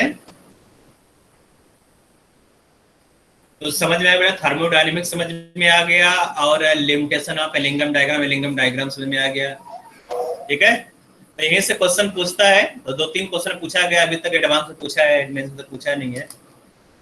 तो एनसीईआरटी में तो मेंस में पूछ सकता है, ठीक है। समझ हवा में रहना कि एनसीईआरटी में है लेकिन नहीं पूछेगा, एडवांस में पूछेगा, तो मेंस में ये पूछ सकता है। ये तो कुछ क्वेश्चन देख लेते हैं इससे रिलेटेड जो क्वेश्चन है, 1-2 क्वेश्चन देखेंगे सारे। तो डेल्टा एच की वैल्यू चेंज नहीं होती टेम्परेचर चेंज होने पे। तो डेल्टा एच और डेल्टा एस, डेल्टा एच क्या होता है बेटा? Heat of reaction. रिएक्शन अगर हो रहा है तो कितना एंथैल्पी रिलीज होगा, ये तो फिक्स होगा ना कि रिएक्शन कराओगे कितना है। देखो अगर कोई बॉन्ड है तो बॉन्ड स्ट्रेंथ उसका फिक्स है ना, जैसे HI बॉन्ड है, इस बॉन्ड को ब्रेक करोगे इतना एनर्जी रिलीज होगा, ठीक है। टेम्परेचर कितना भी बढ़ा लो कम कर लो तो एनर्जी तो फिक्स ही है ना बेटा, उतना ही एनर्जी रिलीज होगा। रेंडमनेस क्या है बेटा, अगर तुम टेम्परेचर को बढ़ाओगे तो ये डेल्टा एच वैल्यू है वो थोड़ा बहुत चेंज होगा, लेकिन जो डेल्टा एच है डेल्टा एच फिक्स होता है। ठीक है, टेम्परेचर बढ़ाने पर रेंडमनेस इंक्रीज होता है, ये तो मालूम है। तो यहाँ पर हम लोग अज्यूम कर लेते हैं, डाउट है यहाँ पर हम लोग अज्यूम करते हैं कि जो डेल्टा एच और डेल्टा एस है उसमें ज्यादा चेंजेस नहीं आ रहा है, वो ऑलमोस्ट इनर्ट है, मतलब कि ऑलमोस्ट फिक्स है, कांस्टेंट है with respect to the temperature. हाँ, तो क्या है बेटा क्रोमेटोग्राफिक में क्या डाउट है? सर वो जो एड्सॉर्प्शन होता है वो केमिसॉर्प्शन होगा या फिजिसॉर्प्शन? एडजॉर्प्शन यहाँ पर हो रहा है तो दोनों हो सकता है। ठीक है, केमिजॉर्प्शन हो सकता है और एडजॉर्प्शन भी हो सकता है, लेकिन यहाँ पर जनरली हम लोग प्रिफर करते हैं फिजिजॉर्प्शन। ठीक है, तो जो फिजिजॉर्प्शन है वहाँ पर कोई केमिकल चेंज नहीं होगा।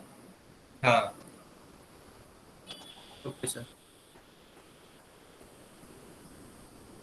तो एक दो क्वेश्चन को देख लेते हैं, सब क्वेश्चन को नहीं करूंगा मैं। दिया गया है aluminium is used as a reducing agent in the reduction of, तो किसके रिडक्शन में अल्युमिनियम का यूज कर सकते हो? ठीक है, तो इसके लिए तो एलिंगम डायग्राम चाहिए, तो एलिंगम डायग्राम शायद मैंने यहाँ पर पेस्ट नहीं किया है, भूल गया हूँ, तो यहाँ पर एलिंगम डायग्राम क्रोमियम वाला मैं निकालता हूँ।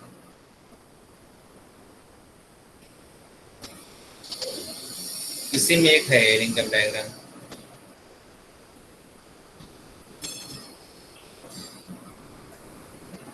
सर खोल दो सारे। हाँ सारे खोल दें, ये रहा, सर स्क्रीनशॉट ले लेंगे, ले लेना। ठीक है, दे देंगे सर, घबरा मत, तुम्हारे लिए सब मेरे लिए आप लिखा है।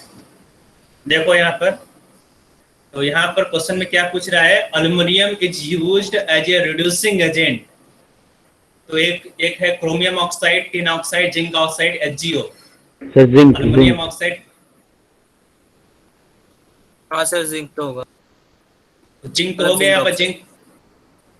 ठीक है, जिंक ऑक्साइड को अल्युमिनियम कहाँ, यहाँ पर है ये अल्युमिनियम। ठीक है, तो ये जिंक को ऑक्सीडाइज कर सकता है, टिन का क्रोमियम को भी कर देगा, क्रोमियम को भी कर देगा, क्रोमियम को भी कर देगा, क्रोमियम भी इस अल्युमिनियम हमारे ऊपर है। ठीक है, जिंक क्रोमियम को ऑक्सीडाइज कर दिया। एक मिनट देखने दो और क्या क्या है। ये क्रोमियम हो गया, जिंक हो गया, Hg और SnO2। Hg कहाँ पर है? Hg कहीं दिखा है यहाँ पर? Hg तो दिख नहीं रहा है।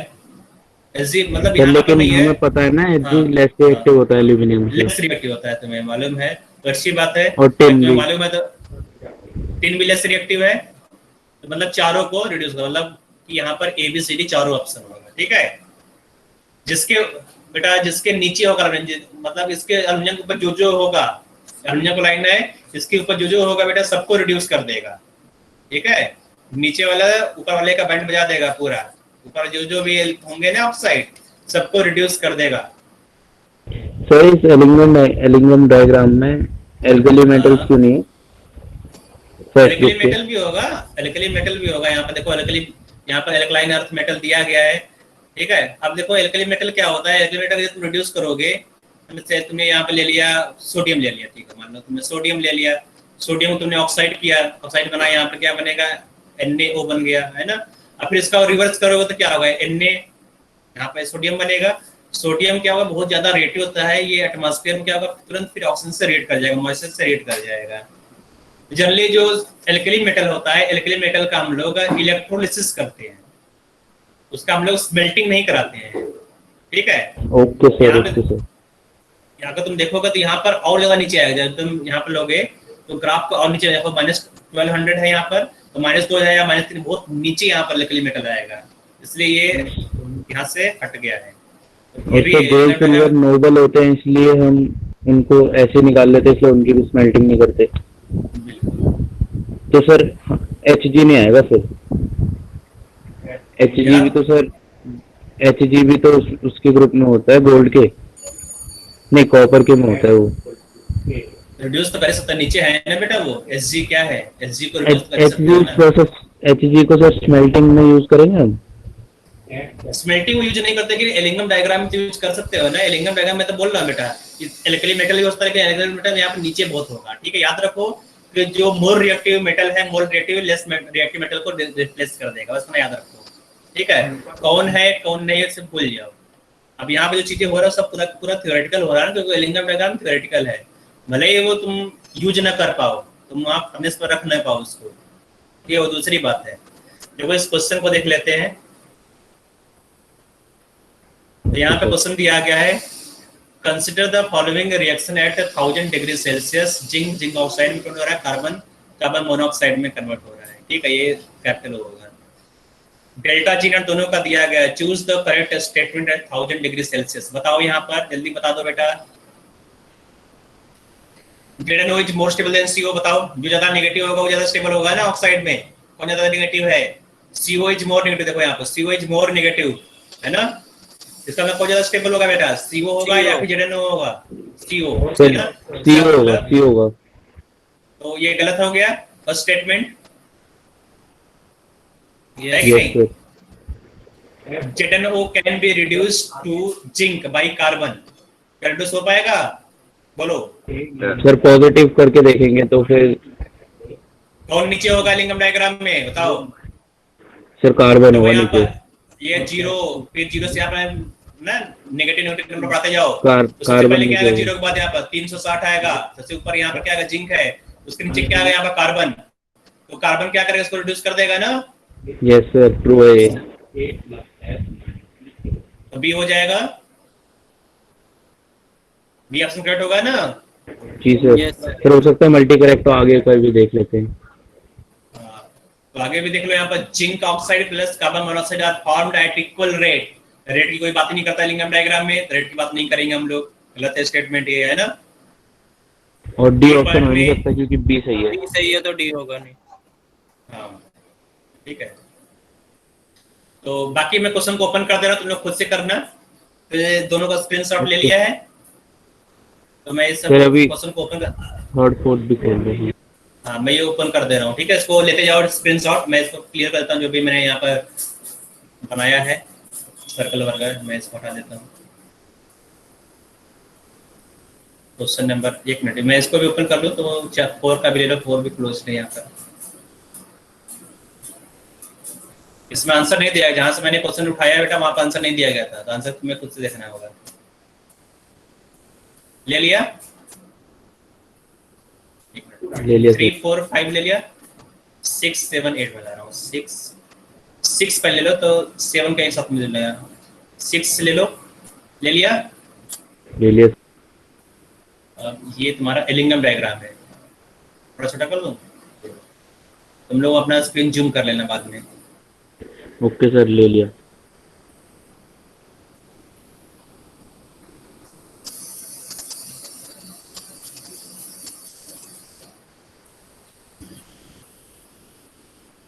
ये एक साइड में कलरफुल डायग्राम था। ये जो नीचे जो कलरफुल वाला है ना, वो जेईई पूछा गया है। ये यहाँ पर 8 से 8 9 10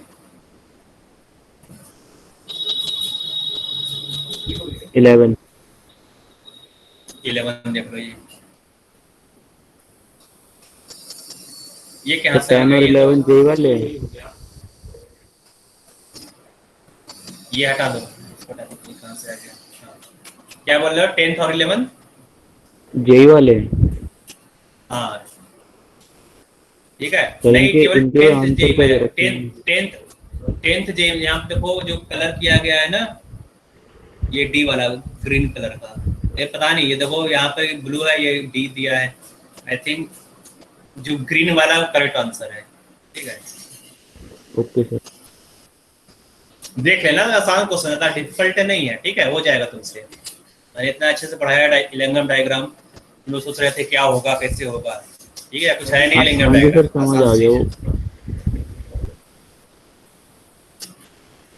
तो यहाँ पर कुछ मेटलर्जिकल प्रोसेस है, कुछ यहाँ पर इस तरह से एनसीईआरटी में दिया गया है। स्क्रीनशॉट उसको ले लो यहाँ पर, है ना। तो एल्युमिनियम, आयरन, कॉपर और जिंक, इसका जो मेटलर्जिकल प्रोसेस है ये पढ़ना तुम्हें। ये जे एडवांस के सिलेबस में भी है, मेंस में भी है। तो देख लो यहाँ पर क्या लिखा है। एल्युमिनियम, इसके ओर दिए गए एल्युमिनियम के, आयरन के ओर्स दिए गए, कॉपर और जिंक का ओर, ठीक है। तो प्रोसेस यहाँ पे दिया गया है इलेक्ट्रोलिसिस Al2O3 डिजॉल्व्स इन मोल्टेन Na3। तो यहाँ पे तुमने इलेक्ट्रोलिसिस कराया एल्यूमिनियम के लिए। For the extraction of good source of electricity is required. तो ये सब पॉइंट्स यहाँ पर नोट करने के लिए। आयरन का जो दो ओर है, एक मेन ओर है हीमेटाइट, दूसरा है मैग्नेटाइट। रिडक्शन कैसे करोगे? With the help of CO and coke in the blast furnace. Temperature approaches to 2170 kelvin. ठीक है, तो हाई टेम्परेचर यहाँ पर चाहिए। कॉपर के लिए दिया गया और जिंक है, तो उसका स्क्रीनशॉट नोट कर लो यहाँ पर। ले लिया सर। ले लिया?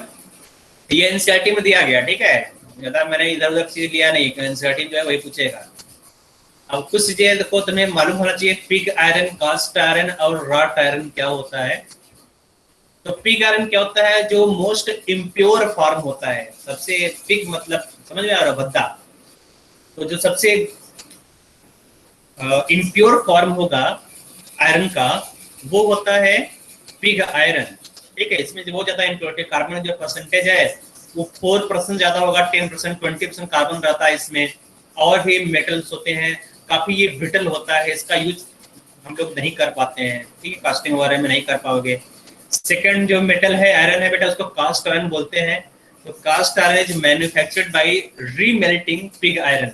तो ब्लास्ट फर्नेस से जो आयरन निकाला बेटा, उस आयरन को फिर से तुम क्या करोगे? प्योरीफाई करोगे। वहाँ जो कार्बन है, कार्बन को फिर से इम्प्योर करो, जो कार्बन हटाओगे, निकालोगे वहां से। ठीक है, तो कार्बन कंटेंट अगर कम हो गया उसको तुम बोलोगे कास्ट आयरन। तो जो घर में या फिर जो ये सब होता है, मेन होल होता है, पाइपलाइन होता है, बिछा रहता है, वो सब कास्ट आयरन बने होते हैं। कास्ट मतलब ढलवा, कास्ट मतलब ढाल दिया गया। तो ढालने में जो भी चीज, ढालना समझ रहे हो बेटा, सांचे में डालकर कुछ बनाते हैं ना, तो वहां पर कास्ट आयरन का यूज होता है। तो जो चेयर वगैरह होता है लोहे का, वो सब कास्ट आयरन होते हैं। ठीक है, इसमें 2 से 4% कार्बन होता है। और तीसरा है जो मोस्ट प्योरेट है ना, जो मोस्ट प्योर फॉर्म होता है आयरन का, उसको बोलते हैं रॉट आयरन। ये काफी है ना प्योर होगा। इसमें जो कार्बन है, कार्बन का कंटेंट देखो 0.15% है, मतलब बहुत सारे कार्बन हटा दिया गया, बहुत ही कम कार्बन है, ऑलमोस्ट नेग्लेजिबल। तो मोस्ट प्योर फॉर्म क्या होगा? रॉट आयरन होता है।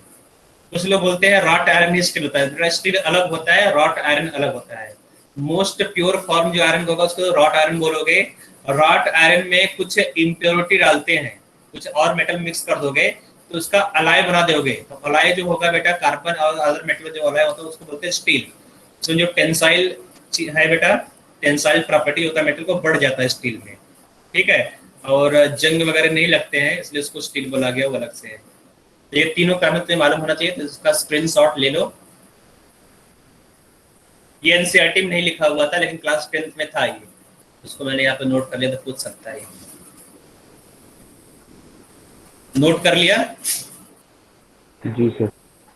ओके, तो यहाँ पर तुम्हारा मेटलर्जी कंप्लीट हो गया है। ठीक है, तो जब मेटलर्जी कंप्लीट हो गया तो एनसीईआरटी उठाओ। एनसीईआरटी के जो क्वेश्चंस है, क्वेश्चन को पढ़ो, हर एक क्वेश्चन को करो बेटा एनसीईआरटी से। देखो यहाँ में क्वेश्चन तो मैंने कराया नहीं है, बहुत कम क्वेश्चन तुमने किया है।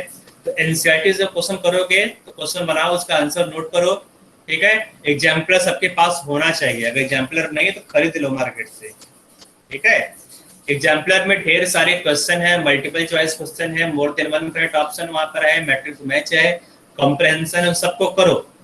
ठीक है, ये सब करने से जो तुम्हारा कॉन्फिडेंस है बढ़ जाएगा। और जो तुम्हारा स्कूल है ना, स्कूल में तुम 95 परसेंटाइल से ऊपर लाओगे। स्कूल में क्या परसेंटेज होता है ना, तो 95 प्लस आएगा। तो 98 97 तो आ ही जाएगा ऑलमोस्ट। तो पिछली बार जो लड़के पढ़े थे यहाँ पर, सबका तो 95 प्लस ही था। ठीक है, तो तुम लोगों का भी 95 प्लस ही आएगा स्कूल में, तो कोई दिक्कत ही नहीं है। तो तुम्हें यही काम करना है, जो एनसीईआरटी जो क्वेश्चन दिए गए उसको सॉल्व करते रहो। ठीक है, एग्जाम्पल करते रहो, सबका हो जाएगा। तो रिजल्ट तुम लोगों ने देखा ना बेटा केल्विन का, लास्ट ईयर का, इस बार का? सर बताया ही नहीं हमें किसी ने। अच्छा, साइट पर अपलोड है, देख लेना। सर आप बता दो एक बार। देख लेना, मैं क्या बताऊं, जाग साइड में जाओगे तो अच्छा लगेगा तुम्हें भी। देखो हम लोग क्या पढ़ना है, revision of general organic chemistry. ठीक है, तो हम लोग ऑर्गेनिक केमिस्ट्री की शुरुआत कर रहे हैं आज से। आज श्री गणेश हो जाना चाहिए। ठीक है, तो रिवीजन देखो यहाँ पर हम लोग करना जरूरी है, क्योंकि हम लोग जब पढ़ेंगे ऑर्गेनिक केमिस्ट्री तो बहुत टाइम भी हो गया ऑर्गेनिक केमिस्ट्री पढ़े हुए। जब तुम शुरुआत भी करोगे, शुरुआत में ढेर सारे ऐसे रिएक्शन होंगे जो तुम पढ़ चुके हो। ठीक है, अगर तुमने रिवीजन नहीं किया है तो आगे थोड़ा सा दिक्कत होगा, या फिर तुम्हें बार बार लगेगा क्या बता रहे हैं सर, समझ में नहीं आ रहा है, बार बार तुम्हें बताना पड़ेगा। तो बहुत जरूरी रिवीजन करना। एल्काइल हैलाइड, एराइल हैलाइड्स में जो क्वेश्चंस आएंगे वो थोड़ा सा रिलेटेड है क्लास 11 से। ठीक है, तो जब भी ऑर्गेनिक पढ़ाया था, अगर तुम अलग इंस्टीट्यूट में देखते हो तो वहाँ पर 11 12 को एक साथ पढ़ाया जाता है। मतलब जो ऑर्गेनिक केमिस्ट्री 11th वाला जहाँ खत्म होगा वहीं से 12th में स्टार्ट होता है। लेकिन यहाँ पर एनसीईआरटी फॉलो किया जा रहा है, जिस तरह से एनसीईआरटी में दिया गया चैप्टर्स उस तरह से यहाँ पर भी फॉलो किया जा रहा है, इसलिए यहाँ पर जो ऑर्गेनिक है बाद में पढ़ाया गया। तो कोई दिक्कत नहीं है, यहाँ पर भी थोड़ा सा रिवीजन तुम्हारा हो जाएगा, उसमें तुम्हारा बेनिफिट ही है, क्योंकि तुमको रिवीजन के लिए मिल रहा है क्लास 11 का। ठीक है, तो तुम्हें क्या करना है, जो क्लास 11 का नोट्स है उसको निकालोगे। ठीक है, उसको पढ़ोगे, उसमें जो छोटे छोटे क्वेश्चन है एक दो उसको करोगे। ठीक बेटा, जैसे नामनक्लेचर हो गया, प्रीफिक्स सफिक्स, ये सब क्या है इसे तुम पढ़ोगे। ठीक है, नामनक्लेचर तो ये आसान है, तुम लोगों ने पढ़ा होगा। बॉन्ड डिफिजन क्या होता है, कितने टाइप के बॉन्ड्स होते हैं, बॉन्ड डिफिजन में क्या क्या बनता है, रिएक्टिव इंटरमीडिएट्स क्या है, इसे तुम पढ़ना होगा। ठीक है, electronic displacement in covalent bond, isomeric में ये सब, ये 5 पॉइंट मैंने लिया है, बस इन्हीं 5 को मैं बताऊंगा मैं, बाकी सब तुम्हें खुद से पढ़ना पड़ेगा। ठीक है, तो नॉमेनक्लेचर तुम पूरा खुद से ही पढ़ोगे, मैं कुछ टर्म्स यहाँ बता दूंगा। बॉन्ड डिफिजन ये भी तुम खुद से पढ़ोगे, बस यहाँ पर मैं क्विक रिवीजन करा रहा हूँ। ठीक है, तो नॉमेनक्लेचर में आ जाओ। रूल्स फॉर नेमिंग, तो रूल्स में मालूम है नॉमेनक्लेचर में क्या क्या रूल्स होते हैं ना। तो पहले क्या होगा, पहले तुम प्रीफिक्स लगाते हो। ठीक है, प्रीफिक्स के बाद क्या आएगा बेटा, रूट वर्ड आएगा। तो प्रीफिक्स क्या होता है बेटा, अल्फाबेटिकली ऑर्डर में अरेंज करोगे प्रीफिक्स को। ठीक है, प्रीफिक्स के बाद रूट वर्ड से एल्क हो गया है ना, एल्क मतलब मेथ, एथ, प्रोप, ब्यूट, ये सब क्या रूट वर्ड है। तो प्रीफिक्स के बाद आएगा रूट वर्ड के बाद आएगा प्राइमरी सफिक्स। तो प्राइमरी सफिक्स क्या होता है बेटा, अनसर्टेन, अनसैचुरेशन बताता है, जैसे डबल बॉन्ड है या ट्रिपल बॉन्ड है। ठीक है, तो प्राइमरी सफिक्स या तो इन होगा या तो आइन होगा, क्या हो गया प्राइमरी सफिक्स। इसके बाद आता है सेकेंडरी सफिक्स, जो मेन फंक्शनल ग्रुप होता है सेकेंडरी सफिक्स। इन सबको ऐड कर दोगे तो तुम्हारा आ जाएगा IUPAC name. So IUPAC name of any organic compound essentially consists of 2 or 3 parts. Number 1 root word, number 2 suffix, number 3 prefix। यहाँ पे छूट गया है suffix, तो ठीक है यहाँ पर आ गया, तो suffix, prefix और root word। ठीक है बेटा, तो यहाँ पर कुछ रूट वर्ड दिए गए हैं। तो रूट वर्ड जैसे इस तरह से यहाँ पर लिखा गया है, 1 के लिए मेथ लिखोगे, 1 मेथ, एथ, प्रोप, ब्यूट। ठीक है, 50 के लिए यहाँ पर पेंटाऑक्टेंट दिया गया है, 40 के लिए टेट्राऑक्टेंट दिया गया है। तो ये सब रूट वर्ड है। क्लास 11th में तुमने पढ़ा होगा, अच्छे से पढ़ा होगा, स्कूल में भी पढ़ाएगा, उसमें स्कूल खुला हुआ था 11th में ना, स्कूल में ही पढ़ाएगा, 2 बार पढ़ लियो तुम लोग, ये 3rd टाइम पढ़ रहे हो। सर 10th तक ही पढ़ा था रूट वर्ड। ठीक है बेटा, कंप्लेन नहीं करना है। ठीक है, ऐसे ही मैं बोल रहा हूँ, उसने नहीं पढ़ा हो, मैं पहले से अज्यूम कर रहा हूँ तुम थोड़ा बहुत पढ़े हो या नहीं पढ़े हो, सिर्फ तो रिवाइज करा रहा हूँ ताकि तुम लोग भी खुद से मेहनत करो, है ना। तो बना हुआ रेसिपी खाने में मजा आता है, लेकिन बना खाने में और भी ज्यादा मजा आता है, बनाकर खाने की कोशिश करो। प्राइमरी सफिक्स, तो primary suffix are added to the root word. ठीक है, तो सैचुरेटेड अगर कार्बन है तो वहां पे क्या लिखोगे, एन लिखोगे, जेनेरिक नेम क्या होगा, एल्केन। तो ये तुम्हारा हो गया प्राइमरी सफिक्स, है ना, इन, आइन, डाई आइन, ट्राई आइन। सेकेंडरी सफिक्स, प्राइमरी सफिक्स के बाद क्या आता है सेकेंडरी सफिक्स। सेकेंडरी सफिक्स में क्या होता है बेटा, है ना, सेकेंडरी सफिक्स ये होता है फंक्शनल ग्रुप। अल्कोहल के लिए ऑल, एल्डिहाइड के लिए अल, कीटोन के लिए ओन यूज करोगे, कार्बोक्सिलिक एसिड के लिए oic acid, sulphonic acid, amines, oils, nitrile, ester. ठीक है, प्रीफिक्स क्या यूज करते हैं बेटा, प्रीफिक्स देखो, प्रीफिक्स थोड़ा सा डिफिकल्ट होता है, कुछ लोगों नहीं मालूम प्रीफिक्स क्या होगा, है ना। सिर्फ क्लोरीन है, यहाँ पर हाइलाइट्स है, तो इसके लिए क्या, फ्लोरो, ब्रोमो, आइडो, नाइट्रो, नाइट्रोस और एल्कॉक्सी। ठीक है, ये प्रीफिक्स में आते हैं सब। जो फ्लोरीन फंक्शनल ग्रुप, जो अल्काइल हैलाइड है, उसका कोई सेकेंडरी सफिक्स नहीं होता, वो हमेशा प्रीफिक्स के फॉर्म में आता है। ये सब हमेशा प्रीफिक्स के फॉर्म में आएगा। नाइट्रो कंपाउंड क्या होगा, हमेशा प्रीफिक्स के फॉर्म में आएगा। ठीक है, बाकी जो ऊपर दिया गया है सब ना, जैसे अल्कोहल, ये प्रीफिक्स सफिक्स दोनों के फॉर्म में आएगा। ठीक है, type of carbon and hydrogen atoms in alkane, कितने टाइप के कार्बन और हाइड्रोजन होता है तुम्हें मालूम होना चाहिए बेटा, है ना। प्राइमरी कार्बन है और 1 डिग्री कार्बन। तो प्राइमरी कार्बन क्या होता है बेटा, मालूम है ना। जैसे मैं यहाँ पे एग्जांपल लिख दे रहा हूँ, मैं यही एग्जांपल बार बार लेता हूँ। CH3, CH2, CH, मैं यहाँ पर CH3 लगा दे रहा हूँ, यहाँ पर CH3, CH3, CH3। ठीक है, तो प्राइमरी कार्बन क्या होगा यहाँ पर, the carbon which attach with only 1 neighbouring carbon. तो अगर कोई कार्बन केवल एक ही नेबरिंग कार्बन से अटैच्ड हो तो तुम प्राइमरी कार्बन बोलोगे। तो जैसे यहाँ पर ये क्या है, इस कार्बन देखोगे केवल एक ही नेबरिंग कार्बन से अटैच्ड रहती है, तुम्हारा हो जाएगा 1 डिग्री और प्राइमरी कार्बन। ठीक है, ये तुम्हारा हो जाएगा प्राइमरी। ठीक बेटा, उसी तरह से जो कार्बन 2 नेबरिंग कार्बन से अटैच हो तुम क्या बोलोगे, 2 डिग्री। तो ये जो कार्बन है ये क्या होगा, 2 डिग्री कार्बन होगा।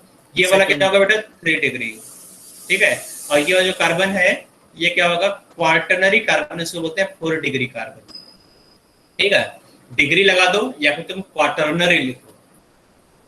तो यहाँ पे टोटल कितने प्राइमरी कार्बन है, तो प्राइमरी कार्बन तो ये 1 हो गया, 1 2 3 4 5, टोटल 5 प्राइमरी कार्बन है ना बेटा, दिख रहा है ना, 5 प्राइमरी कार्बन। कितने सेकेंडरी कार्बन है, केवल एक सेकेंडरी कार्बन है, एक टर्सरी कार्बन है और एक क्वार्टरनरी कार्बन है। ठीक है, अब इसके बाद होता है हाइड्रोजन। तो हाइड्रोजन भी प्राइमरी, सेकेंडरी, टर्सरी हो सकता है। ये जो हाइड्रोजन है, हाइड्रोजन यहाँ पर क्वार्टरनरी हाइड्रोजन नहीं होगा। ठीक है, हाइड्रोजन या तो प्राइमरी हो गया, तो सेकेंडरी होगा, टर्सरी होगा। तो प्राइमरी कार्बन क्या होगा, hydrogen attached with primary carbon, hydrogen attached with primary carbon. इसको तुम क्या, ये जो हाइड्रोजन 3 दिख रहा है बेटा, ये तीनों हाइड्रोजन क्या है, तीनों हाइड्रोजन प्राइमरी हाइड्रोजन या 1 डिग्री हाइड्रोजन है। ठीक है, याद आ रहा तुम लोगों को? Yes sir. हाँ, ये क्या होगा बेटा, ये 2 हाइड्रोजन सेकेंडरी हाइड्रोजन है, ये वाला टर्सरी हाइड्रोजन। और देखो क्वार्टरनरी हाइड्रोजन में देखो, जो क्वार्टरनरी कार्बन उससे एक भी हाइड्रोजन अटैच्ड नहीं है ना, इसलिए क्वार्टरनरी कार्बन, क्वार्टरनरी हाइड्रोजन नहीं होता है। ठीक है, इसका बार बार यूज होगा, इसलिए मैंने यहाँ पर फोकस किया है, क्योंकि यहाँ पर काफी यूज होता है। सर 1 डिग्री कोई अल्फा हाइड्रोजन बोलेंगे? नहीं, अल्फा हाइड्रोजन अलग होता है। देखो अल्फा बीटा गामा डेल्टा को भी देख लो यहीं पर। ठीक है, जो अल्फा बीटा गामा डेल्टा होता है वो होता है with respect to the functional group. तो जैसे मैंने यहाँ पे लिया CH3, CH2, COH, CH, CH3, CH3। ठीक है, यहाँ पर ये एक ऑर्गेनिक कंपाउंड है। तो अल्फा कार्बन क्या होगा, alpha carbon, beta carbon, gamma carbon, है ना। तो अल्फा क्या होता है बेटा, nearest carbon to the functional, ये तुम्हारा हो गया फंक्शनल ग्रुप। ठीक है, फंक्शनल ग्रुप के जो पास वाला कार्बन उसको तुम बोलोगे अल्फा। जो सेकंड नियरेस्ट, हाँ, जो सेकंड नियरेस्ट ग्रुप है ना, जिसको तुम क्या बोलोगे, बीटा। बीटा, तो इन दोनों क्या बोलोगे बेटा, ये दोनों हो जाएगा बीटा कार्बन। और जो थर्ड नियरेस्ट कार्बन होता है उसको तुम क्या बोलोगे, गामा। गामा। तो ये वाला और ये वाला, ये सब क्या होगा बेटा, गामा हो जाएगा। ठीक है, गामा, ये भी तुम्हारा गामा कार्बन हो गया, ये भी गामा कार्बन हो गया, ये भी गामा कार्बन हो गया, तीनों क्या हो गया बेटा, गामा कार्बन हो जाएगा। ठीक है, हाइड्रोजन क्या होगा बेटा, जिस कार्बन से हाइड्रोजन अटैच्ड है उसी को तुम बोल दोगे हाइड्रोजन। जैसे प्राइमरी कार्बन से हाइड्रोजन अटैच्ड, तो ये जो हाइड्रोजन क्या बोलोगे बेटा, अल्फा हाइड्रोजन। ठीक है, इसको तुम क्या बोलोगे, इस हाइड्रोजन क्या बोलोगे बेटा, बीटा, क्योंकि ये बीटा कार्बन है ना, ये होगा बीटा हाइड्रोजन। ठीक है, ये भी क्या होगा, ये वाला हाइड्रोजन क्या होगा बेटा, बीटा हाइड्रोजन। ये वाला हाइड्रोजन क्या होगा, इसको क्या बोलोगे बेटा, इस हाइड्रोजन क्या बोलोगे, गामा कार्बन है ना, तो गामा हाइड्रोजन, है ना। याद आ रहा है? Yes sir. हाँ, याद नहीं आ रहा तो याद कर लेना। तो मैं रिवाइज करा रहा हूँ, घर पे बुक तो खोलना ही पड़ेगा तुम्हें, बुक नहीं नोट्स अपना। ठीक है, मतलब बुक्स हो गया है तो एनसीईआरटी उठा लेना, एनसीईआरटी में भी दिया गया है सब चीजें जो मैं बता रहा हूँ, एनसीईआरटी में दिया गया है। ठीक है, आगे है एल्काइल ग्रुप। एल्काइल ग्रुप क्या होता है बेटा, एल्केन में से एक हाइड्रोजन को निकाल दो, ठीक है, removal of one hydrogen atom from the hydrogen of an alkane gives alkyl group. तो एल्केन का फॉर्मूला क्या था, CnH2n+2 होता है, एक कम कर दे तो क्या होगा, +1 हो गया। तो यहाँ पर n = 1 2 3 दिया गया, तो एल्काइल ग्रुप है, ये तो बताने की जरूरत नहीं है। आगे दिया गया है रेफरेंस ऑर्डर, प्रेफरेंस दिया गया, प्रेफरेंस ऑर्डर, ठीक है। तो ये प्रायोरिटी दिया गया, प्रायोरिटी ऑर्डर दिया गया कि सबसे पहले किसका प्रायोरिटी ज्यादा होगा, कौन सा प्रिंसिपल फंक्शनल ग्रुप होगा। अगर मल्टी फंक्शनल कंपाउंड दे दिया इसमें एक से ज्यादा फंक्शनल ग्रुप हो तो वहां पर इस ऑर्डर को फॉलो करोगे, ठीक है। तो यहाँ पर प्रीफिक्स और सफिक्स दोनों दिया गया है, जैसे कार्बोक्सिलिक एसिड का सफिक्स क्या होगा, ओइक एसिड, और अगर ये प्रीफिक्स के फॉर्म में है तो क्या यूज करोगे बेटा, कार्बोक्सी यूज करोगे। ईस्टर है ना, यहाँ पर अमाइड सबको दिया गया है, अल दिया गया, फॉर्माइल दिया गया है, ओन ऑक्सो क्या होगा, यहाँ पर ऑक्सो होगा प्रीफिक्स, ओन क्या होता है, यहाँ पे सफिक्स होता है। तो सब यहाँ पर दिया है। तो ये जो चार्ट है इंपॉर्टेंट है, उसको मैं थोड़ा सा जूम आउट करके छोटा कर देता हूँ, तो नोट कर लेना, बहुत बड़ा है, 2 पार्ट में कर लो, ठीक है बेटा, 2 पार्ट में कर लो इसको।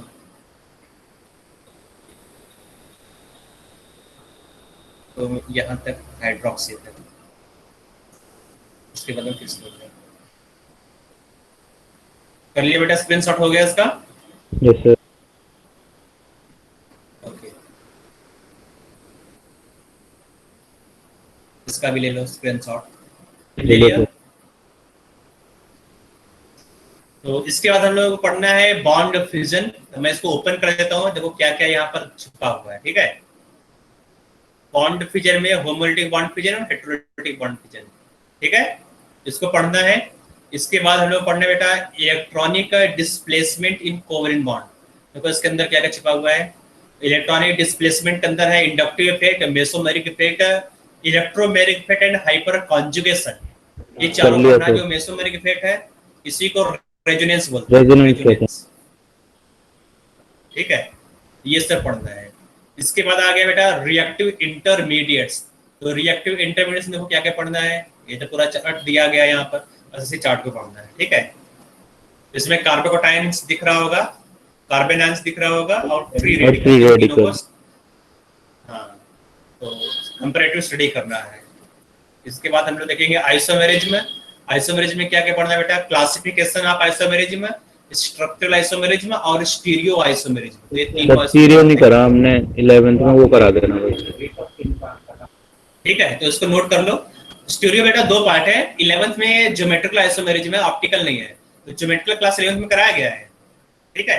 यस, ये ज्योमेट्रिकल कराया सर, ऑप्टिकल नहीं कराया, कराया गया, हाँ वही तो बोल रहा हूँ बेटा, जो क्लास में है जो 11th में वही तो कराया जाएगा। 11th में ज्योमेट्रिकल तक है, ऑप्टिकल तक नहीं, ऑप्टिकल नहीं था 11th में, ठीक है। अच्छा तो मुझे लगा सर आपके सेंटर में करा दिया हो कहीं। नहीं ऑप्टिकल 11th में नहीं है। ऑप्टिकल कराया था आपने, पैरेलल सेंटर और वो सब। अच्छा हुआ था, मैं दोबारा बताऊंगा इसको, ठीक है, क्योंकि कुछ लोग नहीं कराए किए हैं तो उनको भी बताना पड़ेगा मुझे। तो ये हो गया बेटा, नोट कर लो। तो नेक्स्ट क्लास में मिलते हैं बेटा, नेक्स्ट क्लास में मैं इसको पूरा कंप्लीट करूंगा। ओके बेटा, bye bye, thank you sir. Good evening sir. Good evening.